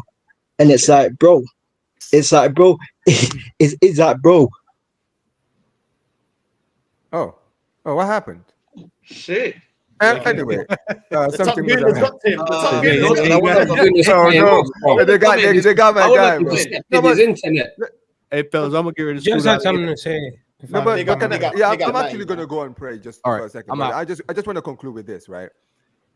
You Big up, see, mate. you see some of these people, right? My thing has always been this: you don't have to, nobody's actually holding you at gunpoint, right? You can actually not watch the channels, but that's the thing. They can help themselves. They are emotional crybabies that have never been whipped a day in their life. They never had the what do you call it? Northside, the Cleaner. yeah, they didn't have one of these, right? This is a boot, right? They never had one of those in their life. They've always been given everything in their life. You understand what I'm saying? Every time they did something wrong, all their parents did was always tell them, "Don't do that, sweetie. Go to the naughty table." That is what it means. That's what they do. They're not in an African household like us, Northside, where we fuck up. Like, bro, you drink the lemon juice inside the fridge without mom's permission. You're getting the shoe. You understand what I'm saying? Like, these people, Bro, I got the rolling pins. I can't lie to you. exactly. But that's the thing, right? But my point is, right? Some of these people, right? They are so like emotionally fragile, right? They cannot take criticism. There's a guy on Arsenal Fan TV who, from the moment I got into Arsenal Fan TV, I never liked him. And the reason I never liked him is because I'm not gonna call his name, but I'm sure people will know when I talk about it, right? But this guy, right? He's older than many of the people in there. But dude, this guy acts like a teenager, bro. I'm not joking, right? He is the first guy who will criticize every club's issues and always talks about shit that happened back in the 1990s, early 2000s, 1980s.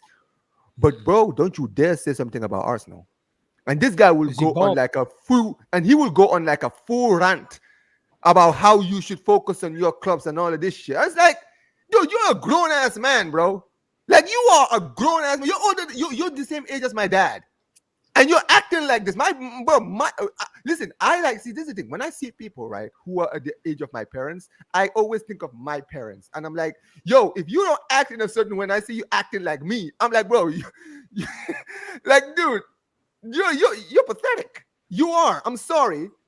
I don't care if you hear this and you get angry with me, bro. Listen, I'm on YouTube. I don't give a fuck, bro. I speak my mind. You don't have to like me. But I'm going to say this, right?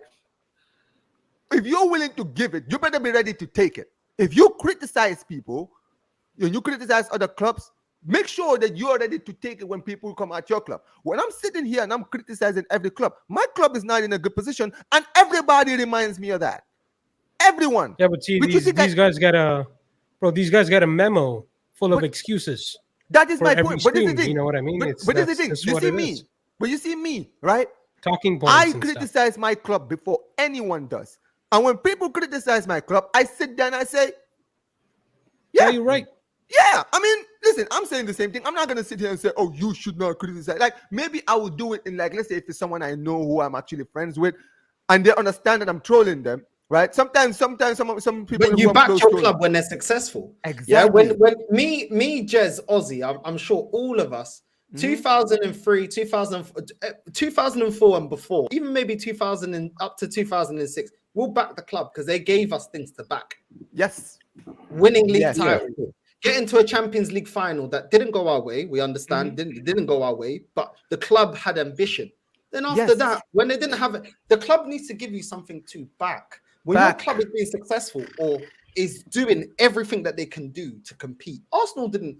When we were back in the club in 2004, Jez, Ozzy, you guys know, we didn't win the league every season. Man United were the ones that were dominating the Prem.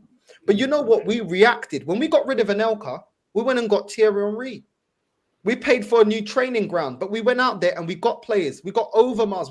We had Vieira. Do you know what I'm saying? We had Pires. We had Antonio Reyes. We had players. The club, you can see the ambition of the club. So there was something to back. If someone spoke the way I'm speaking right now back then, I would be angry, bro. I will be cussing them because I'll be like, yo, this club is moving serious. And the sad thing is, I want it to get to that because people are going to see a different side to Jez, a different side to Ozzy, a different side to me, a different side to Guru as well. You know what I mean? When the club gives us something to back, we'll back it. We'll back it. Because the club is successful. Liverpool fans have backed their club with everything they have because in the last couple of seasons, they've seen their club lift the Premier League, a Champions League, Carabao Cups. Yeah, they haven't dominated, but the club, people... In recent years under Klopp, they can't say, oh, we wasn't ambitious. We didn't go out there and buy Firmino. We didn't go out there and reinvest the Coutinho money and buy Van Dijk and buy one of the best goalkeepers in the world and have Trent Alexander-Arnold. The club gave them that chest. When your club doesn't give you that chest, unless you're a child, you're not going to back something blindly. There you Jez has children. Yeah, Jez has children. Jez is not going to back his children if they go around the wrong path. He's gonna praise them and back them when they're on the right path, when they're doing their studies, they're getting over the line, they've got a nice family, his grandchildren are being educated the right way. Then he's gonna back them. If his children are going down the wrong path, great, he's gonna criticize like any other parent. Because that's what you do. You don't back nonsense. If your child wants to start doing crystals, let's say hypothetically, they want to do something crazy and their life is derailing. Do you sit behind it and say, oh, you know what, you're my child, I got to just back it? No, you don't. You give them tough love. You tell them, bro, that's not the right path. I can't back what you're doing. You're wasting your life. You're not reaching your potential. So why is it changed when it's football? What is the difference? But Northside, standards change somehow. Northside, this is what I meant when I was talking about the shoe. It was an analogy because when we were children, right? Anytime we did anything wrong, even if it was a little, if today people might say it's not a big issue, we always got beaten. All right. And that discipline, that mentality always but our parents didn't do that because they hated us or they enjoyed beating us. But they were basically trying to instill that because they cared. It's because they cared. They were trying to instill that discipline in our minds. That's why. No, but it's toxic and negative. No, but I know what you mean. But this is my point, right? Because we were raised where we had to have our standards at a certain level, right? We put that in everything in our lives. Everything. Forget about just football. Like even life, right? When it comes to jobs, right? When it comes to even having like a woman in your life, all of these stuff, right? You have a certain level of like discipline. You understand what I'm saying, right? And what you want. The same thing applies for your club. If you are an Arsenal fan who's seen your club win trophies over and over and over, and now your club now is trying to masquerade what it is now as some sort of success, you're not stupid. And you're going to call it out. You're going to say, no. I remember what my club used to be, and this is not my club. And there's nothing you can tell me or nothing you can basically PR your way into making me believe that this is where my club is right now. That's what some of these people don't understand, right? Because some of these people are so emotional. They're emotional. They've never been told no in their life. So when the club tells them that they should be happy, they should back this, they'll just back whatever the club tells them. And then when you have someone like Northside, like Jez, who actually say, no, I'm not backing this. Oh, you're toxic and negative. Oh, you're the reason why you guys are the problem. You guys are the reason why we're not going forward. Oh, really? Oh, really? So it has nothing to do with the fact that we've had a manager who's been at this club now for 5 years and still is milking off the one trophy that he won with a club, with a team that wasn't even his, right? Which big club? And I mean every big club that you know, right? From Barca to Real Madrid to Manchester United to flipping Chelsea. I would even put Chelsea there, right? To flipping Juventus. Like I can talk about so many clubs in the world. Bayern Munich, right? Which club would have a manager like Arteta for as long as you guys had him? None of these clubs would ever have Arteta for that long. Arteta would have at most 3 seasons and he's gone after the 3rd season. Because at the end of the day, it's about setting a standard. They have a standard. We want to win now. If you can't win in your but first it's not season, just Arteta. It's the fucking board, including Edu, and it's the ownership as well. Like it's a combination of the 3 of them. Now, again, am I not going to support Arsenal this season for every fucking game that we have? Of course I am. That's just in the DNA now. But it's crazy to not call out these things. You have to hold these people accountable for how far our club has descended from where it used to be. Wenger won, like Lee said, right? Wenger won 3 FA Cups in his last 5 years. Still got sacked. 1 FA Cup, 5 years. New contract. Are we serious right now? No. I didn't even give him the backing this season. Like, maybe that's not even Arteta's fault, right? Like, we were 2 points away from the fucking league title last season, and you're telling me we got rid of 3 players from the midfield and we brought in 1. How does that make sense? How is our squad depth even thinner than it was last season, and we're challenging for the league title again? Well, maybe I don't believe it. Maybe there is a question for you right now. Maybe ask Damien Smith in the chat his solution. This little muppet that keeps popping his head in. Ask him. Come on, Damien. Come. I'll tell you what, Northside, right? Invite him on. Let's see if he's got the balls to actually come and talk to us. I bet he won't. I'll bet you any money. I hope he does. I really hope he does. I really hope he does too. Yeah. But I put it in the chat again. If you want to jump on, ever do, because they're pussies. They like to give the big large. They like to give it the big one. Oh, that little muppet earlier. Damien, it doesn't matter what the question is. The link is there. Jump on. You got a lot to say. Jump on. Would love to hear it. Would love to hear your solution. Come on, Damien. Come on and give us the big story. Go and give us the history of what you know about how this club is going to be successful. Because I want to know. Because I don't know. I want to be educated. Can I ask you a question quickly as he comes on? Jez, I asked you this on the last stream that we did yesterday. Jez, before, because you told me about George Graham, he was caught doing certain brown envelopes. That's why he got fired. Before George Graham, how did our previous managers get sacked? Failure. Before George Graham, we had, I forgot his name. Oh, Terry Neal. Right. Ex-player. Good player for Arsenal in the 60s. Right. Became manager after Bertie Mee. 3 FA Cup finals on the bounce. 1-1. Now, I'm not blaming Terry Neal personally, but our league performances were pretty crap. Let's be honest. We weren't great. Yeah, we were finishing 10th, 9th, places like that. But we had a good cup run, 2 cups, lost to Ipswich Town, 1-0, then bought the goal scorer, Brian Talbot, to join Arsenal, ironically. Then we beat Man United 3-2, the iconic game. Then we lost to West Ham, Trevor Brooking, shitbag. But, it was what it was. In the end, it took a protest, guys. It took a protest going Arsenal fans, 20-odd thousand Arsenal fans, going up to Islington Town Hall to get him out. And he went. Fact. End of. Damien, you're not there. This guy's called Jason Asante. And plus, put your camera on as well. Don't just come on with your microphone. Yeah, it's for Damien. Where are you, bro? Put your camera on. You can jump on. I'm waiting, bro. This is a picture right now. Where are you? I can't see you. Where are you, mate? Oh, look at the comment. Damien Smith, I'm not a YouTuber. You guys get paid and super chats. Fuck off, you little wanker. Oh, piss off. Bro, I'm not getting paid to be here. You know what I mean? We're How many just here to chat. How many Just here super to chat. been here tonight? I've had one, and it's £2. YouTube take 50%, so I made £1 off the super chat. Yeah, Wait. and the only reason I haven't put the super chat up is because of what he said in the super chat, and I can't. I'm not putting that up. I'm not putting that super chat up. And anyone goes back in the chat, he's called Charlie. Bro, don't put a super chat like that. I'm not putting up a super chat like that. That's Just go away. Otherwise, you're going to get blocked pretty damn quick. You haven't answered any question, Damien. You haven't answered any question.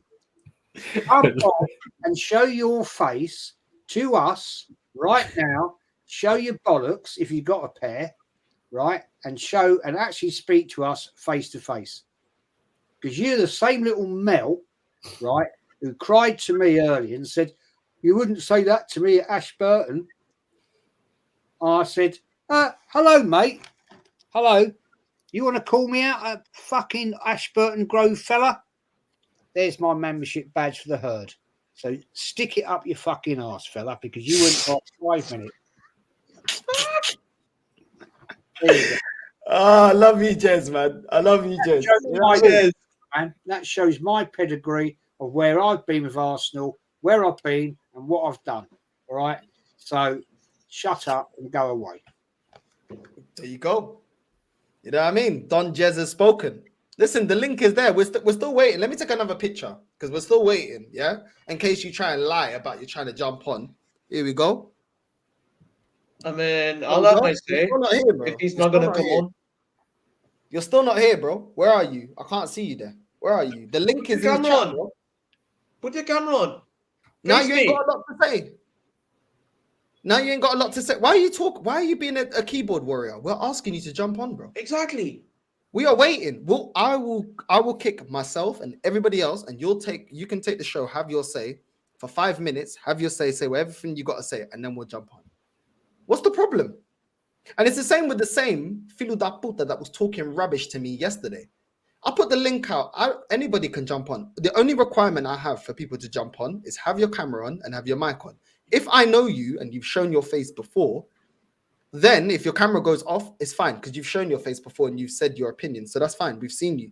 But you're not going to jump on, speak crap through the microphone with your camera off like this, yeah? And try and cuss people like this and talk like this. No. Don't be a coward, bro. Yeah, be a man. You want to jump on? Show your face. Because there's a lot of great female content creators like Sunshine. She shows her face. Yeah. And big up to Sunshine. Make sure you subscribe to Sunshine. Lauren shows her face. So why can't you show your face? What's the problem? Yeah, we want a difference of opinion. Yeah, we want to hear your opinion. We want to hear your opinion.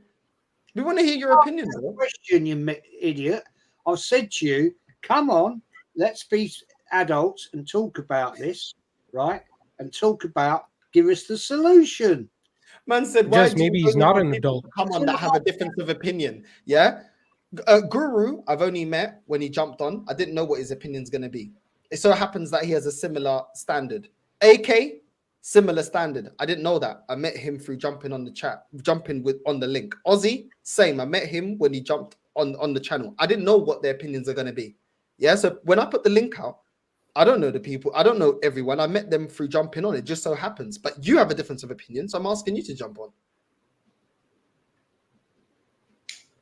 No, you don't want to jump on no more. We're actually nice people, Damien. We're actually adults. If you put your face on camera, we won't be horrible to you. We will actually. I would sit here right now, yeah, and say to you, okay, Damien, you're an Arteta in fan. Give me the reasons why. There's no quick solution, he said. That's why. Okay, explain why there's no quick solution. Why don't you jump on? This is the thing. You want to be talking the most. You don't have a profile picture. You don't want to show your face, but then you want to talk to other people. Bro, I'm asking you to jump on. I'm not even cussing. He's the same clown as these sexuals, man. No, City are too good. And then saying that I only get people on that have excuses. Do I not get? How comes they didn't beat us last season? Bro, if this guy, good, how comes they didn't beat us last season? Sorry, Northside. Bro, this guy is a clown. His point off. Bro, Fuad comes on this channel. Me and Fuad don't agree when it comes to this football channel. When it comes to this football club, me and Fuad don't agree. Yet Fuad always gets the link. Fuad's always invited on the channel. I get him on every season. I get him on. I've had Julian from AFTV jump on this channel, and I don't agree with anything that guy says. What's man talking about, bro? I think a gal's jumped on the channel. I've done streams with a gal anyway, knowing that a gal's gonna be there. I'm sure a gal has been on the channel. Yeah, I think he has been. He has been on the channel. Me and a gal don't agree. When all the people that I cuss, and I'm so, bro, the link's out. If you want to have a conversation with me, regardless of however it goes, the link is there, bro. The link is there. I'll put the link out in the chat. Anyone can jump. I don't know who you are. Jump on. We only have the opinions that we do because we're sensible people, and we'll hear anything out. You know, it's just what sensible people do. But blindly agreeing with everything you see online, or just blindly believing in stuff, is what they call madness or insanity. It's just what it is. And Guru, I want to add to your point, yeah. And these clowns here come after my fans, come after my club, and just start spamming 115. They start It's spamming madness, man. cheats 115. You deserve to be relegated. You know what? Come. I'm waiting. Come on now. Coward. Show your face. Coward. Show your face. Coward. Show your face. I've had enough. There's so many people. There's so many people that jump in the chat that see that I put the stream. I put the link to the stream pinned. It's top. No matter what time you come in, you can see that link. Yeah, you have so much to say about me, about Jez, about Ozzy, about Guru, about AK, about everybody that jumps on the Real King. Why don't you show your face? I put the link out. I don't listen. It's not a big-headed thing. Yeah, I don't have to put the link out. I can just do a show just me. I could do that. The call-in show, I don't monitor who jumps in. The only time, yeah, that I monitor it is if you're not showing your face. Like right now, somebody's got their camera on that's behind stage and it's facing the ceiling. I've made it very clear to everyone. I don't care who you are. Put your face, put your camera on and put your mic on. Yeah? Put your face on, put your camera on. I didn't say you can only jump on if you only have the same opinion as Northside. I didn't say, bro, at the end of the day, if you don't want to show your face, don't show your face, yeah? But at the end of the day, you don't have to watch the show. If you don't like it, don't watch it. This channel clearly wasn't made for you. Nobody can ever get a screenshot of Northside going on AFTV, Egal, Dowd, any of these men's chat and spamming hate. But then they cuss me, yeah, because they can hate or disrespect us in the chat, and that's fine. Because we do it on camera, nah, you man are too rude. You don't respect the fan base. Well, keep the same level, keep the same energy in the chat. Because when you guys abuse us in the chat, what's the difference? Still abuse. What's the difference? I just do it on camera and I show my face because I ain't scared of anyone. The thing is, Northside, these people destroy their argument, right? If this guy was to jump on, I'd say, nice to meet you, fella. Let's have a chat. But I'm not going to berate you. I'm not going to be horrible. None of this panel are going to say, oh, blah, blah, this, that, right? You may not be a YouTuber. I'm not a professional YouTuber. Northside's not. None of us are. Right? We do a job that we think we do as well as we can. The best to our abilities. Some are better than others. And that's how it works. You know, some people's content is better than other people's. But don't sit there, Damien, and criticise people and then expect that you're going to get respect. Because at the end of the day, fella, if you actually were to come on and just sit here for 10 minutes, your respect would go 100%.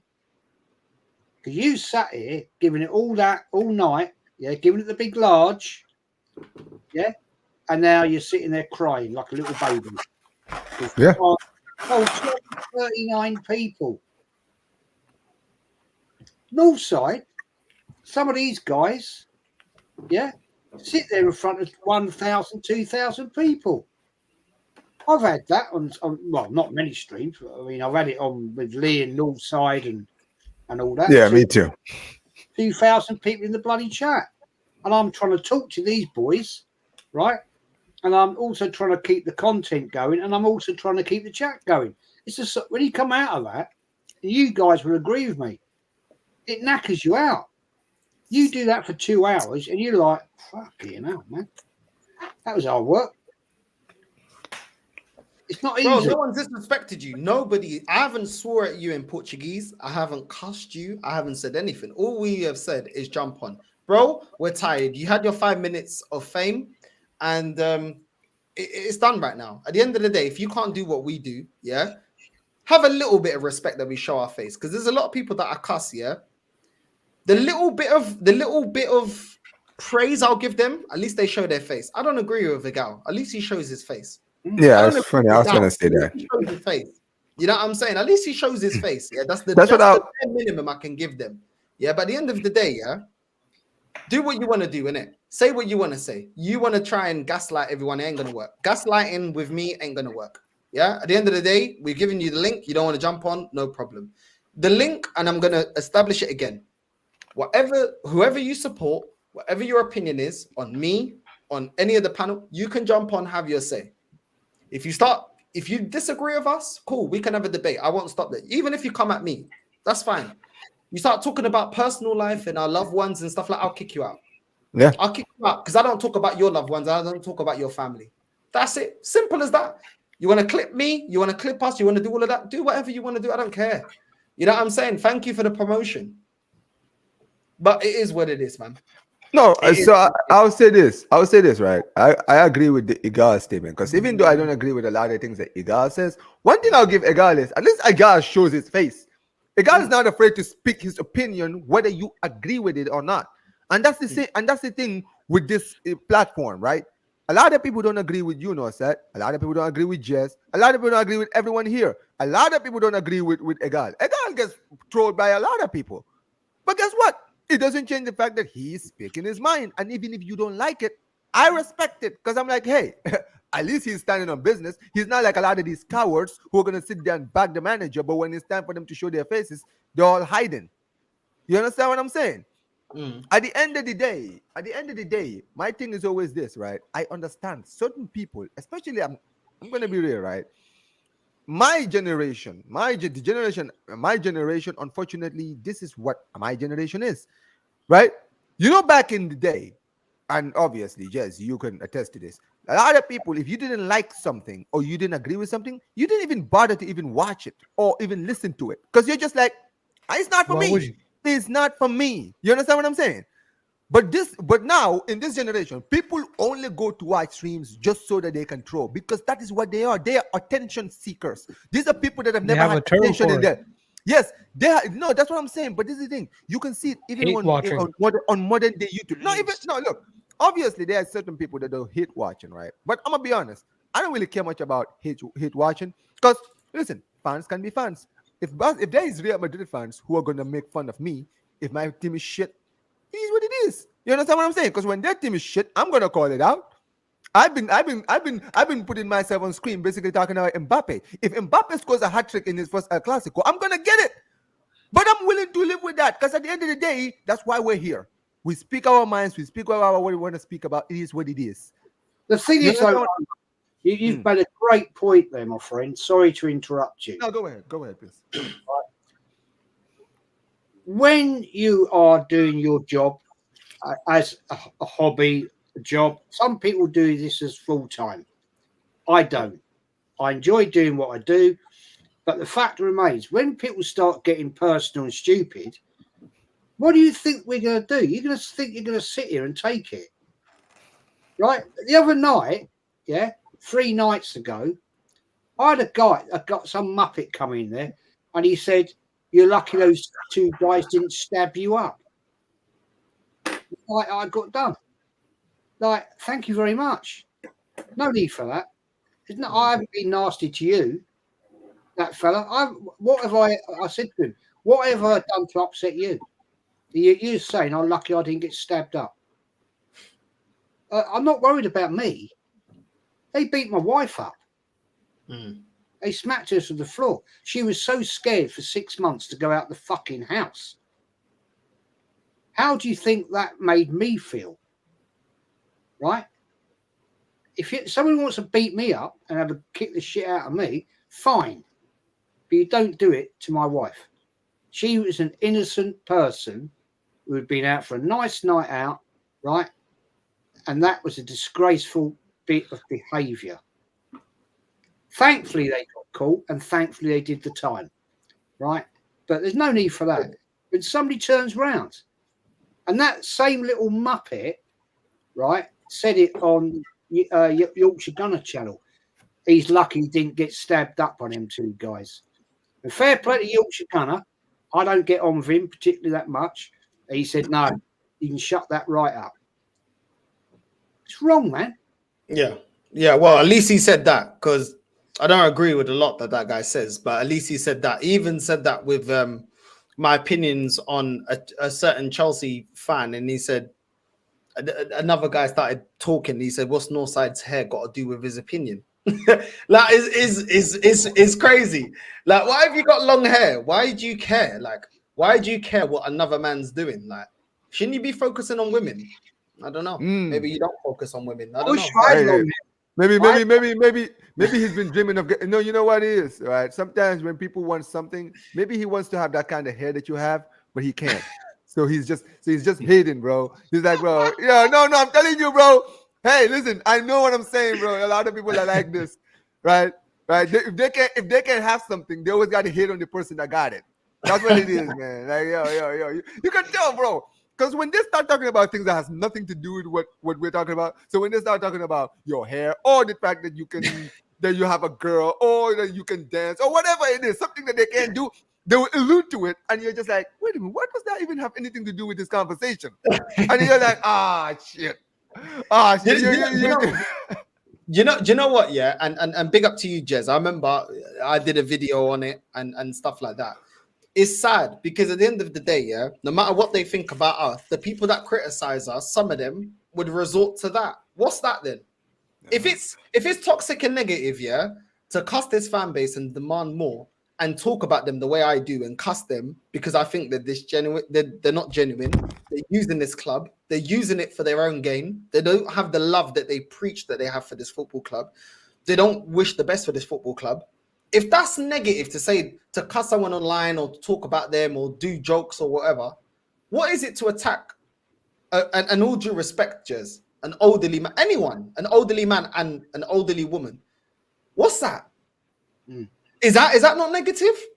Is that not toxic?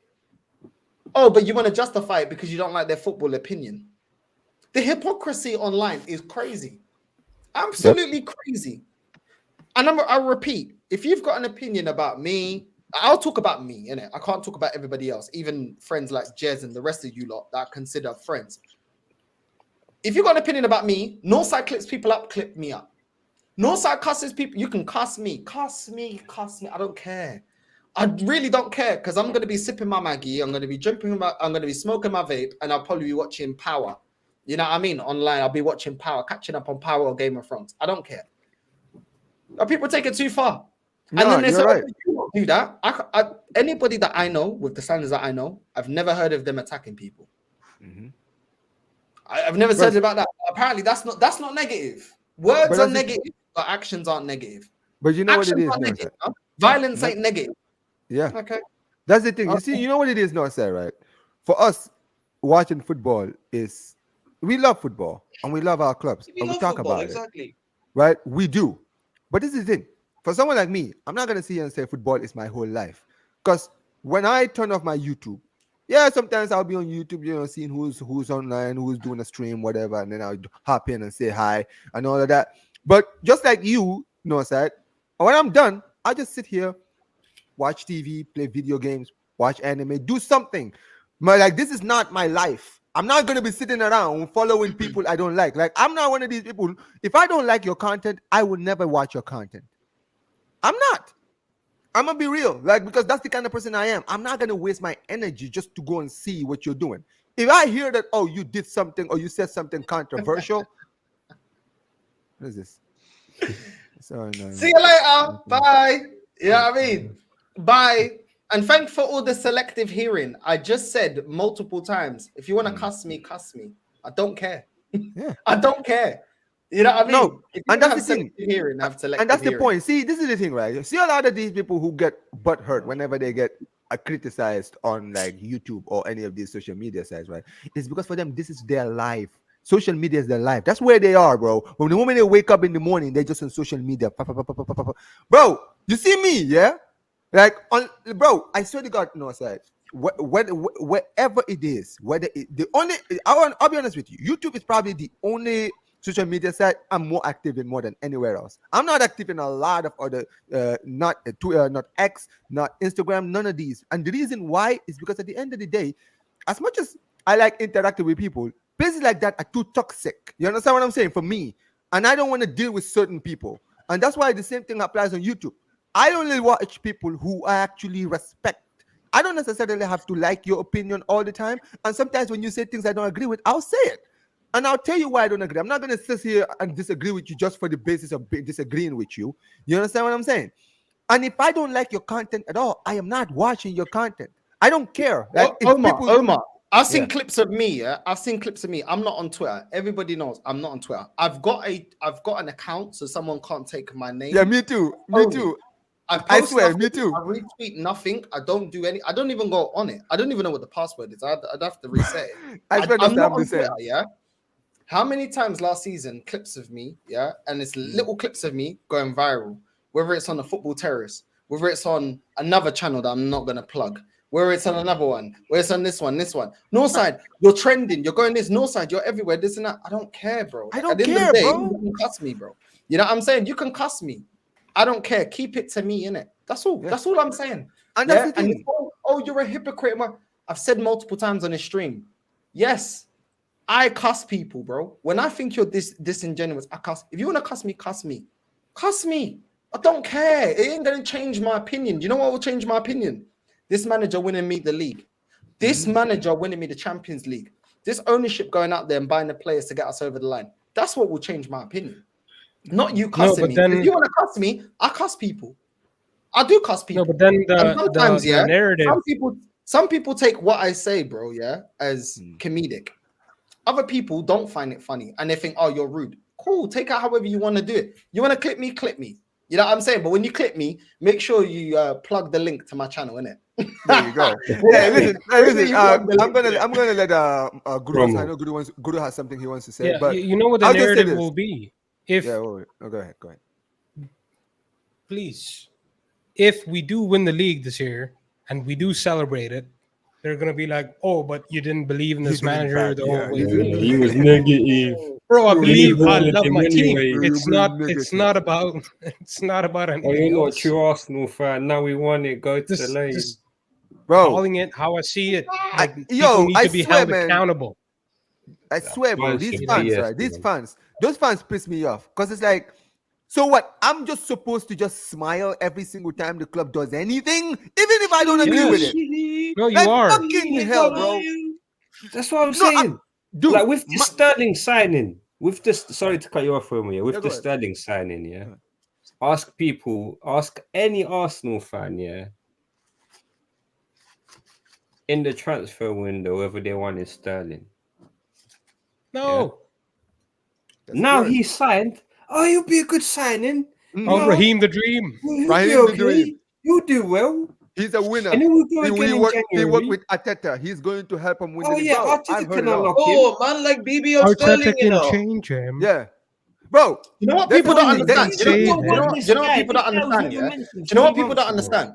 They go on like, oh, why did you cuss people? Bro, when I first started YouTube, I weren't clipping up anyone. Yeah. Do you know what they will tell me? You're lying, you're gaslighting. Nobody ever said that. So I started clipping up people for evidence. Then they started cussing me. So I said, okay, cool. I'll start cussing them back. Then people that I sent for, I've been on panels with them.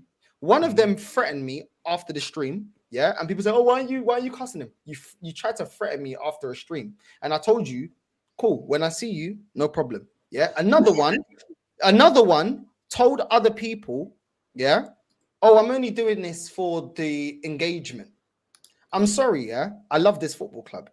You are telling me that you're lying to millions of people, and using this club so you can gain in terms of money because it gets engagement. Not because you love the club, not because you think it's the betterment of the football club, but because you think it gets engagement, and I'm supposed to respect you. You don't even respect the club that you supposedly support, and I'm supposed to respect you. Respect you how? As a man, bro, you're supposed to stand on your word. I don't agree with a lot of things. I don't agree with 99% of what Igal says, One thing I will give Igal. I've met him in person, He believes what he says. So to a degree, I chill. Me and the guy went back to back at the end of last season. Yeah. And I cooked him, and he knows I cooked him. And when I saw him in the Never Foul barbecue, I told him, I cooked you, bro. You can spin it however you want. I cooked you. I called you out, and I had the clips on you flip-flopping, yeah? But Odegaard truly believes what he says. Now, I don't agree with what he says, but he believes it. When other content creators that I come at, I know, yeah, that they've said to other people, it's for the clicks. It's for the, Arsenal are scary and all this type of stuff. They do all that stuff because it's for the clicks, the engagement. Great. Why should I respect you when you're disrespecting my football club? So you disrespect my football club and I should respect you when you're being disingenuous. That's not how you truly feel, but it's how you get the most engagement, the most likes, and the most clicks. F you, bro. F you. You're disingenuous. You're a liar. You're a manipulator, and you only care for your own game. And you try and wrap it up with the, oh, but I love the club. But then behind closed doors, offline, you say different things. And that's what some people are like, oh, no, so where'd you come? I don't respect you, bro. I don't respect you. Because I can at least, you see Fuad, I disagree with Fuad, but Fuad, he believes in what he says. So you know what? I can say, all right, cool. That's truly what he believes. Even though I think he's wrong, that's what he believes. But these people don't do that. A lot of them don't do that, bro. They say one thing online, they say another thing behind the scene. And once you become a content creator and you start gaining a bit of a following, you start finding this out. And that's why I don't respect them. Because of that. Because they're liars. And they say one thing offline and another thing online. Because they're liars and they only care about engagement and followers and all of that stuff. And they don't care about the betterment of this football club. Yeah. And then they promote that this football club is amazing. And then those people listen to them, yeah, and they're them being disingenuous, not knowing what they say offline. And then those people come and target Jez and attack Jez and talk about his family and all of this. Talk about my family, talk about this and that. That's why I'm angry. Because you guys enable the fan base, yeah, to spin the lie that this club is actually trying to be serious. And then to come and attack people like me and Jez. And that's why I don't care. And people that don't do content creating, they don't realize that. Do you know what I'm saying? Nope. But it is what it is. Start doing some content creating and you'll find out. You'll find out real quick. You'll find out real quick, bro. You know what I'm saying? So it is what it is, bro. Why should I respect people that are disingenuous? Bro, I'm telling you right now. Bro, go ahead, John. I just started my YouTube channel like 2 months ago. Yeah, big up, watch-alongs and all that shit, right? I will never stray away from my fucking opinions because there's two things that make me a man: my chorizo and my opinions. I'm just saying. And no, but that's never the thing. Falter on that. I will never falter on that. There's no chance. But this is the thing. See, this is the thing. I'm not selling out to anyone, dude. No, let me tell you something. I have my opinions because that's what I truly believe. But that's the thing. You know? See, this is the thing, right? Everybody in here, we're all men. And we can take criticism. We can take people not agreeing with us. We're not children. We're all grown up here. You understand what I'm saying? And when we don't agree with something in anything in life, whether it's football or outside of football, we speak our mind, right? And sometimes, people, that doesn't mean that people have to change their opinions just because you don't like it. If you don't like it, then you don't like it. It's not for you. That's fine. And there are certain people out there who you will never agree with their opinions ever. And it's fine. Doesn't mean you hate them. There's not like, listen, at the end of the day, Northside throws Odegaard. Northside doesn't personally hate Odegaard. He's met Odegaard live. You understand what I'm saying? This is a guy he's met live. He's actually spoken to the guy. I'm sure outside of like football, he's actually a cool, swell guy to talk to. That's all right, right? But when it comes to the club, their opinions are completely different. And that's fine. You don't have to agree, right? If you believe that, if he believes that Arteta, the way Arteta is going is what's right for the club, that's his opinion. That doesn't mean you have to like it. You don't have to agree with it. You can always criticize it when you get the chance. But that's the thing. It's criticism. We're not sitting here insulting this man's intelligence or saying that he's a stupid idiot or any of these stuff. Nobody ever says these things. We just sit there and they troll. They just say, listen, this is what he thinks. This is where he thinks the club should be going, this and this and this. I don't agree with it. I think it's a completely stupid reason, but that's my opinion. And that's what Northside does. When Northside was, this is Northside's channel. This is Northside LDN. This is his channel. He's in his channel. Like some of these people, like the audacity they have, they didn't think that you can come to your channel and tell you how you should run your club, how you should run your channel. Bro, when the guy was clipping me up, did they have the same energy? Exactly. Saying, you go, Egal. You go, Egal. Exactly. You tell Northside. That You is my tell point. him. That is my point. That is Egal's channel. If Egal wants to clip Northside, that is his opinion. That's his channel. Listen, you see, when I'm in my channel, I say whatever I want. It's my channel. You don't have to watch it. Like sometimes I get like 100 views. Sometimes I'll barely even have 50 views. I don't care. It doesn't matter, because at the end of the day, when it comes to my channel, it's about me. I speak my mind. Yeah, go ahead. Go ahead. The thing is, Omar. Yeah. I want to jump on and say I'm gonna say this. Yeah. Like ever since I became a member of Northside's channel, even though if my team lost or won, I will still hop on, but I would not I would not ridicule anyone. Yeah, and if my team lost, yeah, I will take it like a man. I will come. I will get cooked. Yeah, I will take it head on and just say, okay, you know what? We lost. We didn't have a great game. I will loan that up. But people who want to make up excuses for their losses, yeah, I'm sorry, man. You are you're literally not a man of character. I swear down. Nope.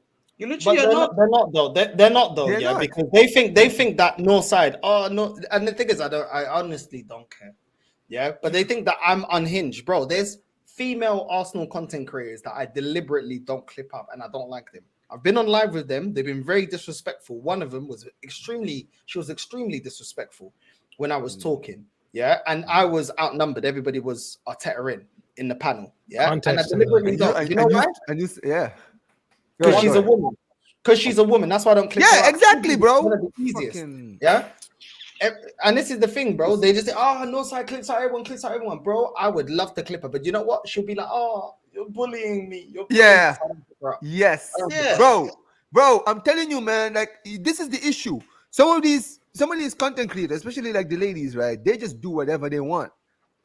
Especially to the guys, because they know that most of these guys, if they clip them up, they can just sit there and play the victim card. Right? That. Look at Like, this. Look at this. Most hated Arsenal fans. You know what? I actually take that as a compliment. Yeah. If what I'm hated by most of the Arsenal fans, yeah, is because their standards are on the ground.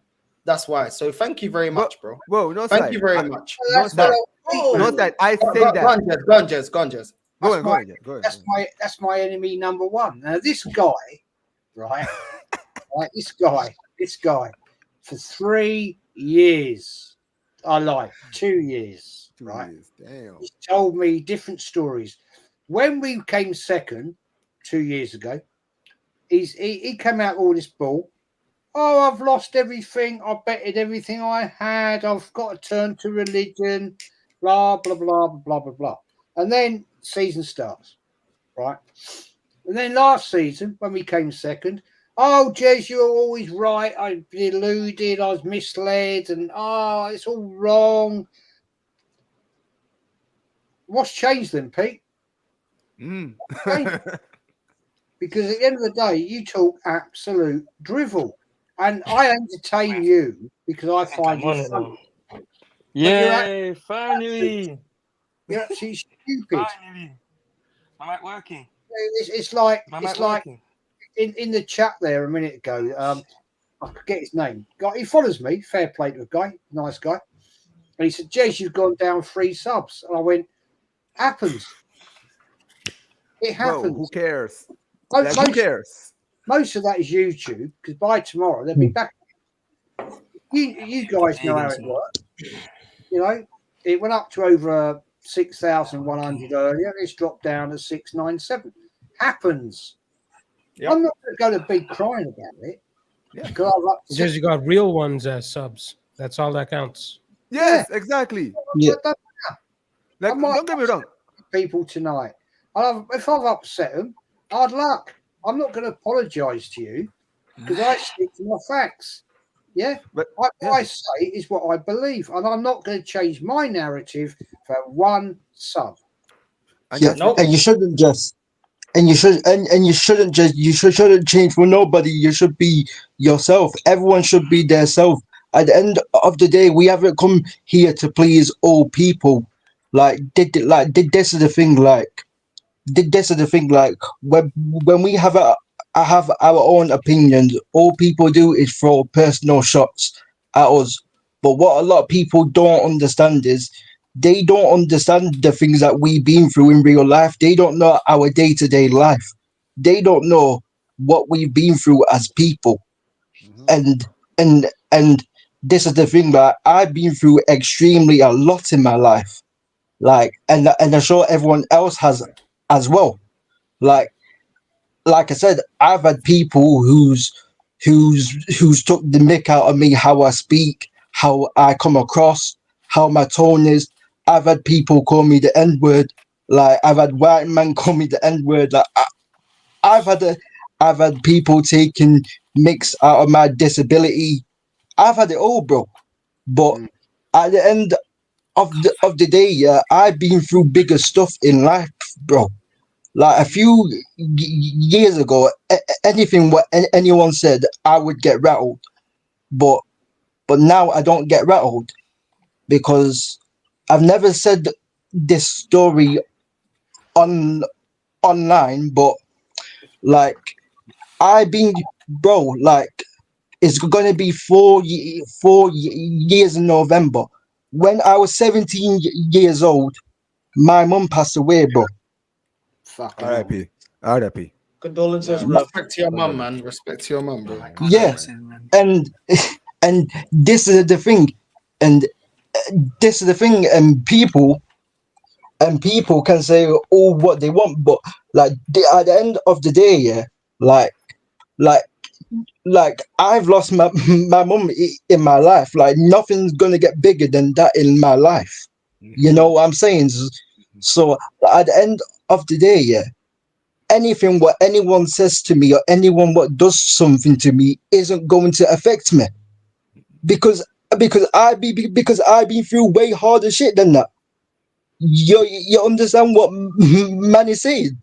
But Exactly what again, you're saying, yeah. I didn't lose my mum. I lost my dad when I was 16, yeah. And yeah, I lost my granddad, that was the only dad to me.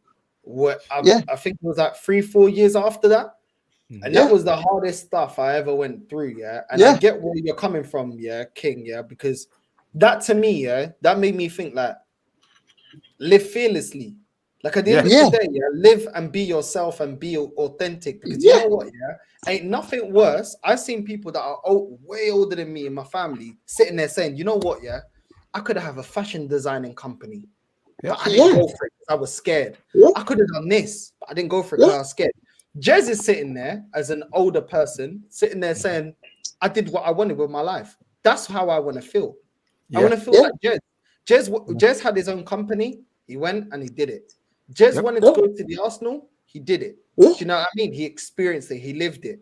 Yeah. And I know, obviously, everybody's going to have some sort of, some sort of regrets in their life, but you lived your life fully. My friend that's Scottish, he died the other day. He was only 37. He died of cancer. Damn. Ian McGregor. Rest in peace, Ian McGregor. That's my guy. R.I.P. And to see someone die so early, I'm like, yo, I gotta live authentically myself. Like, and the people that like me, then they like me. The people that don't like me, then who cares? At the end of the day, yeah. Who cares? If I come on here and be super positive, there's gonna be another Northside saying, yo, this guy's an idiot. So people are gonna hate you regardless. You might as well just be yourself. You might as well just be yourself, bro. Do you know what I'm saying? That's so true. You gotta be. And when you gotta be yourself, bro. Always. Life, when I see older people, that didn't achieve, bro, everybody in your life, or anyone around your life, around your circle, or with your family, or people that you know, there's always some people saying, I wish I did this when I was younger. Whatever it is, I wish I did it. But you know what? Fear of criticism, fear of failure, I didn't do it. I don't want to be that person. Whether I'm liked or hated, I don't want to be that person. There's always people saying, you know what? That person, I seen this person die young. I saw that person die young. I saw that. I saw this. I saw that. Yeah. Why am I living in fear? Yes. Why am I living in fear, bro? Fear of what? You know what I mean? Like you, King. Yeah. For me personally, probably the worst thing that could happen to me has already happened. Yeah. What am I fearing anymore? You know what I'm saying? What's there to fear? Why am I going to fear talking the truth of how I feel about this football club? Why do I fear if some content creators don't like me? Northside. No. Let me tell you a story, Northside, right? And this is the truest story I'm gonna say to you, right? I'm grateful because both of my parents are still alive, right? But big up you Flawless. see when big up Flawless. But let me tell you something, right? And this is a true story. Back when I was a teenager, right? Growing up, I never got into trouble because I was very much I was a people pleaser, like growing up. You understand what I'm saying, right? I was never myself. I was always trying to always make people like me. You understand what I'm saying? And even despite all of that, Northside, I've been on your stream when we did a video together when I was talking about my life, and I was telling you I wasn't blessed with any friends, right? I had to try to adapt to other people's way of living to try to be accepted in society. You understand what I'm saying? Because I was always alone, right? So when I got into my teenage years, I'm gonna be real with you, Northside. 10 years ago, I would not be watching your channel. I would not be watching people like Lee, people like Rance, like all of these people, right? I know I'm being honest with you because I would look at you guys like a lot of these fans look at you. I'll be looking at you as toxic, negative. Why do we always criticize even when they win this and this? I said this to you. I told you there was a time I didn't like Lee because I always used to think, why does he always criticize even when they're winning? But that was my mentality because I was always like, smile, be positive, always smile. But do you know when that changed for me, right? It was when I left Gambia, my parents in Gambia, and I came back to the US, right? I was alone. I had no one. You understand what I'm saying, right? And this took, I'm genuinely joking with you, bro. This took a hard toll on my mental health. Like, bro, I was genuinely considering killing myself. That's how bad it got during the pandemic, bro. Like, I'm telling you, bro, my depression had went to such a level, right? My mom had to speak to my uncles to watch me because I was basically cutting everyone off. Like, my mom was trying to reach out to me, they couldn't reach out to me because I was just in my room, bro, just shriveled up. And during that time, right, the reason I was like that is because I was really starting to look at myself in the mirror, and I hated what I was becoming. You understand what I'm saying, right? I realized that I had wasted so much of my youth trying to be cool with everyone or trying to be what everyone wanted me to be that I didn't know who I was. And that was what actually made me depressed because I didn't recognize who I was. I didn't know what I wanted for my life. What did I want? You understand what I'm saying? And when I went, and around that time, the only thing I was watching was YouTube.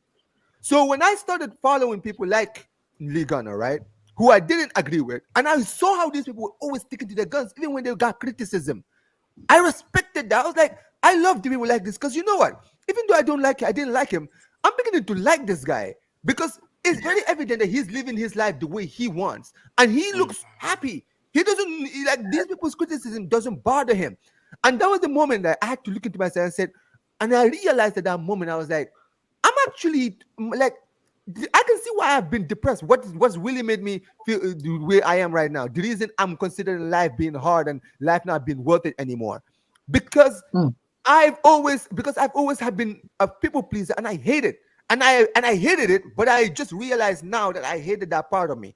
So during the pandemic, I started to change a lot of things in my life, and I'm being real with you, Northside, right? Since that's 4 years from now, right?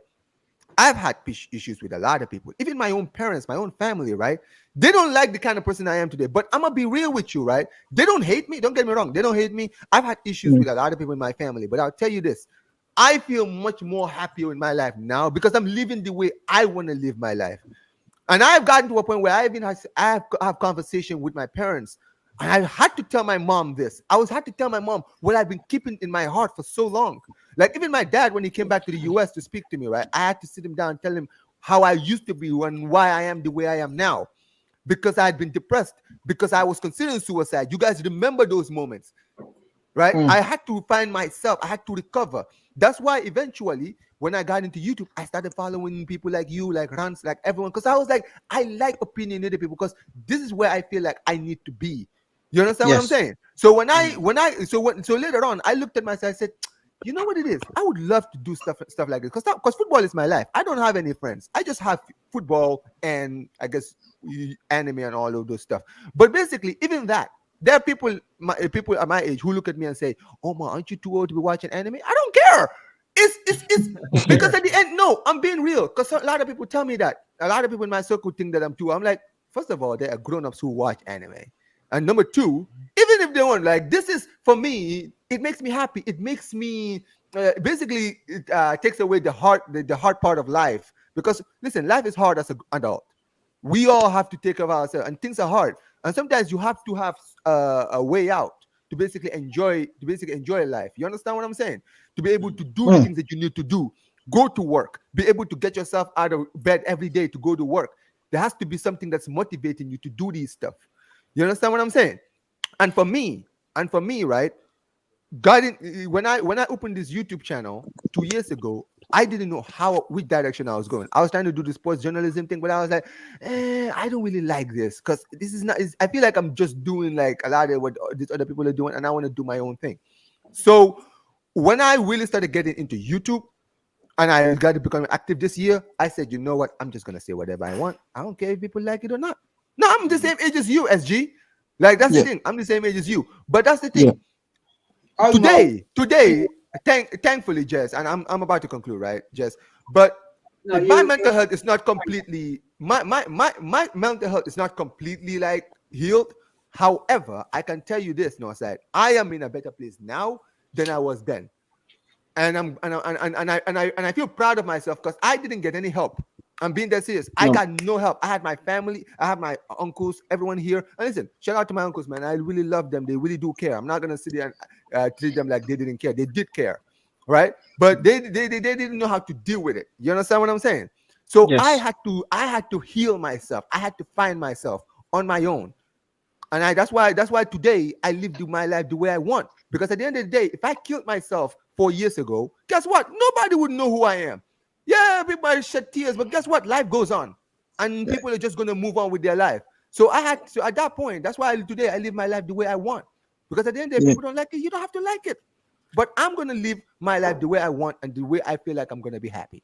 But yeah, that's all I have to say. You're speaking facts, Omar. You're speaking facts, but like I said, like I said, bro, like for me, like I've been through harder things in my life. Like the thing is, obviously, like I love my dad and stuff, but obviously, a lot of people call me, when you get your parents and they say to you, your daddy's boy or your mummy's boy. I was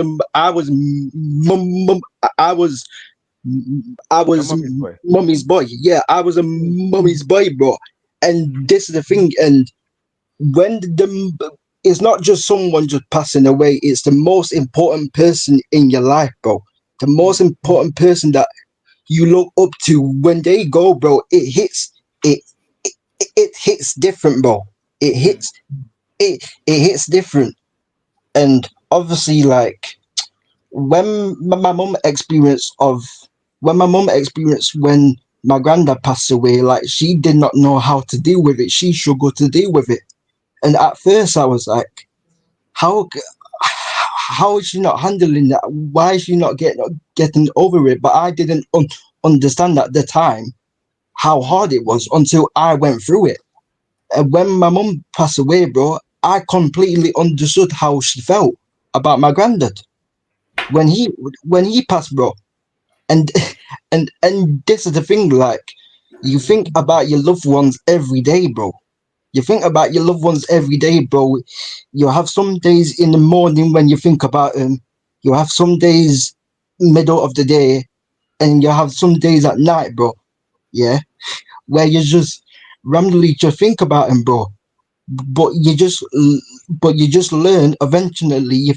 You find new things to like try and take your mind off it, and you realize all the good stuff and all the good memories and stuff like that, bro.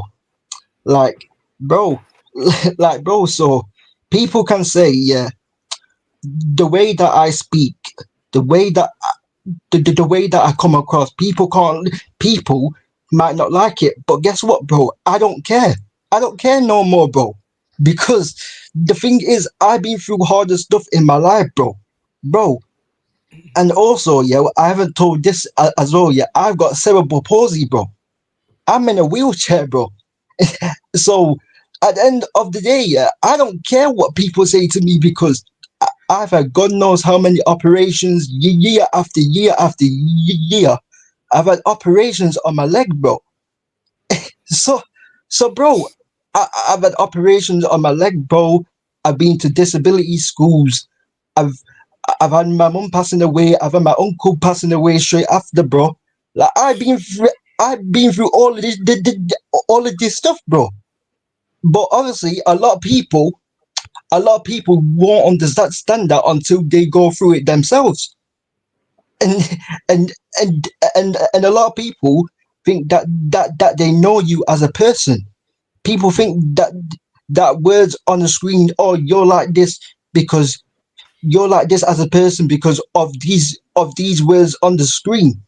But in reality, when you meet people in person, bro, they're completely different. And this and this is the thing, and this is why I've always respected obviously Northside and all the other guys. Despite of all of our opinions that we don't agree on, what I do like about all of you guys on this panel is you don't give a crap what people say. You speak your mind, whatever you want to speak about, and this is what it should be, bro. You shouldn't be forced by people to say what you need to say. You should say what you need to say for yourself, bro. And this is the thing, bro. So in reality, yeah, people can't cook me. People can't cook you guys because as men, we've been through harder stuff than these guys. We been through harder stuff. And I've said this before, like I'm half English and half Jamaican. Like people know if they live in a Jamaican household, people know what it's like, bro. Living in a Jamaican household, bro. People know what it's like, bro.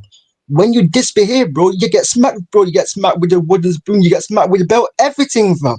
You know what I'm saying? You know what I'm saying, bro? Like, bro, like, bro, you know, like, you just know, bro. Like, you get taught real discipline. You get taught discipline, bro. And that's what a lot of people don't have. They don't have the discipline, bro. Like you said, Omar, everyone gets things. Everyone gets things. All these nice things without any discipline. You know what I'm trying to say? So Yeah. So this is what it is. Just want to say, Go on, Jez. Go on, Jez. I was given probably one of the best words of advice in my life ever. It was by my dad. And he turned round to me when I said to him, Dad, I'm going to start my own business. Now, I was lucky. My dad was a very successful businessman. He worked for one of the biggest accountancy companies in the world. And he said to me, are you sure you want to do that? And I went, yeah, I've had enough. I want to do this. I want to go on my own. And he went, well, let me tell you this one thing. Believe in yourself. Don't believe in anyone else. He said, it's easy to get to the top because everyone will follow you. But on the way down, if you don't stay at the top, nobody will follow you. And that was the biggest bit of advice I could ever have in life, because that has not just in, that's not just in business, but it's in other things in life.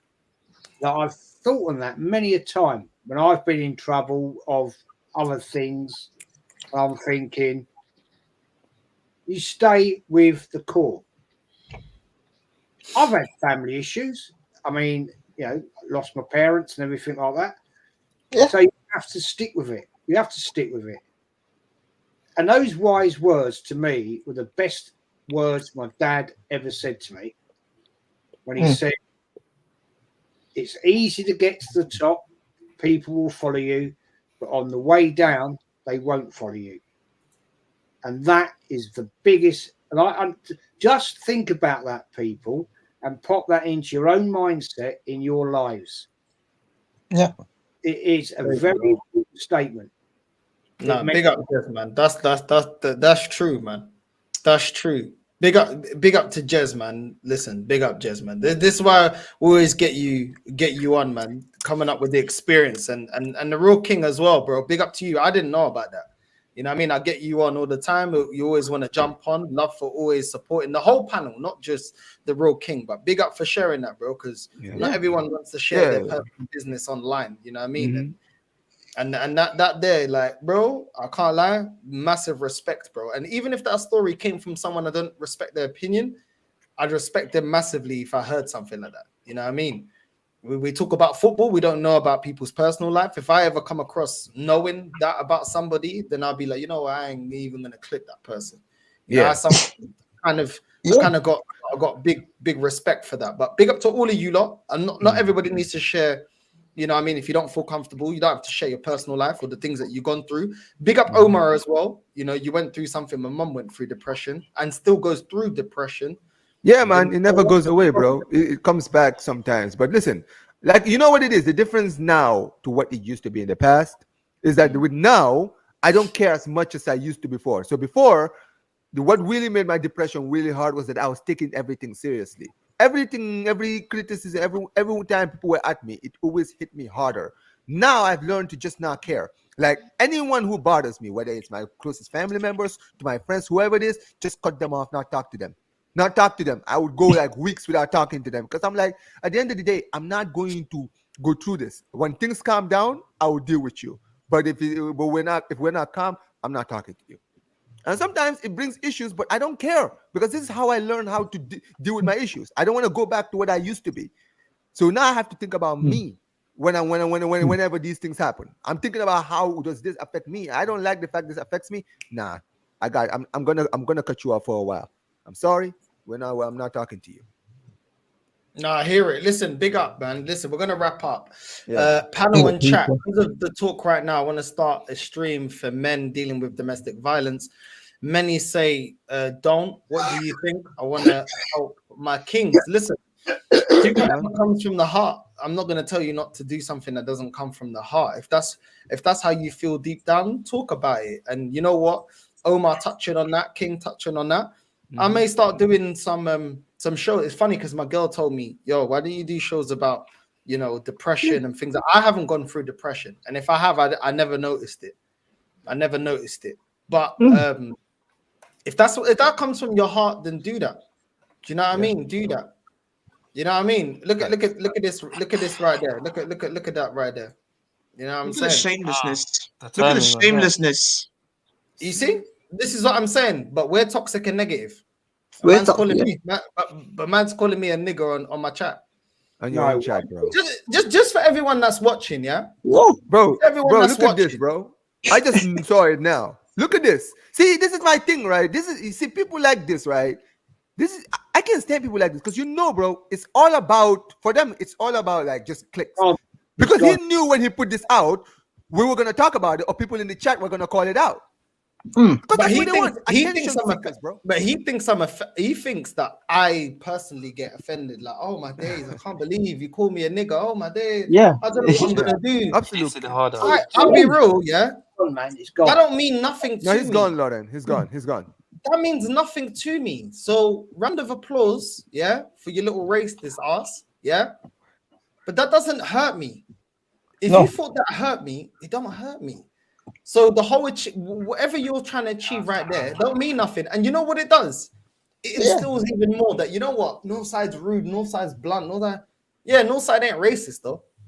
Northside ain't racist. And the people that think that I'm so harsh and I'm so rude and I'm so blunt and everything I say. When do I be calling people that? When I be calling people racist slurs of other cultures? And this is the thing, these man, they want to sit on their high horse about, oh, you should be like this, you should be like that, and then come in the chat and say something like that. You know what I'm saying? Yeah. I just think you're a pussy, because at least show your face. At least come on the chat. At least show your face, bro. And say that on camera. You know what I mean? We'd love to see your face on camera saying that. Yeah. But this is what it is. Going forward, I'm not even going to highlight people like that, because at the end of the day, that's your 5 minutes of fame. I'm embarrassed on Northside, because that Muppet, I don't know who he is, came from my channel, right? He's back again. Bro, look at this. Calling me a nonce. Yeah, well, do you see that? You want to call that to my face, fella? I saw that. I saw it now. bro. Say, Absolute little, clown. little muppet. I apologise, Northside, for that little wanker. No, don't apologize for him, Jez. It wasn't you. If you're a sub to my channel, man, I'm going to block you very quickly because you are an absolute little melt. Man. If I ever met you one day, fella, you'd have a bad day out. Because you'd be eating out your ass because that's where your teeth would be. I promise you. Absolute clown, man. That's what I mean. We're gonna wrap up. Some of the idiots want a bit of attention. Let me say this. Bro, can I just say something? Big up to all of you lot that are on the chat. Big up to all of you lot. And big up to everyone. The stream's gone a lot longer than I thought, but we got into some conversations that I respected a lot. Big up to all of you lot. You know what I'm saying? It is what it is. The internet is full of a lot of idiots, a lot of people that in real life they'll pretend that they love you and all this type of stuff or won't say anything, but on the internet they get brave. Here's the thing, like it is what it is. Big up to all of you lot for even jumping on showing your face because we have to go through a lot of crap. You know what I'm saying? And only when you retaliate are you the bad person. But things like that, no one's gonna make a video about that. That Liverpool fan, are you gonna make a video about that? You're gonna make a video about the chat? Oh, what are you gonna say? Oh, just ignore the chat. Okay, you should have just ignored the Man United fan you don't agree with. And this is the thing. So big up to everyone that's jumped on. Big up to all of you. Jez, make sure you subscribe. The link to Jez's channel is in the title. So is Southern Guna. Big up to Ozzy. Big up to AK. Big up to Omar as well. He's got his channel. That's his name right there. The best for last, yeah. Big up to Omar. Big up Guru. Have you got a channel? I don't know if you have a channel. Yes. 2 subscribers, man. Yo, plug your channel. 98 to go. Me still. Yo, plug your channel. I'll sub it. Yeah, subscribe, bro. It's just the Matchday Guru. That's all. Matchday. Okay, there you go. There you go. Guru and Omar. Make sure you plug it. And it is what it is. Real King, big up to you, bro. You know what I'm saying? Big up to you every single time. Chat. We'll talk tomorrow. Big up to everyone that's locked in. Subscribe to every time, man. Ozzy, big up as well for you always jump on. Mad appreciate it as well. Appreciate everyone that jumps on and contributes. You know what I'm saying? And we're out, familia. Love. Big up.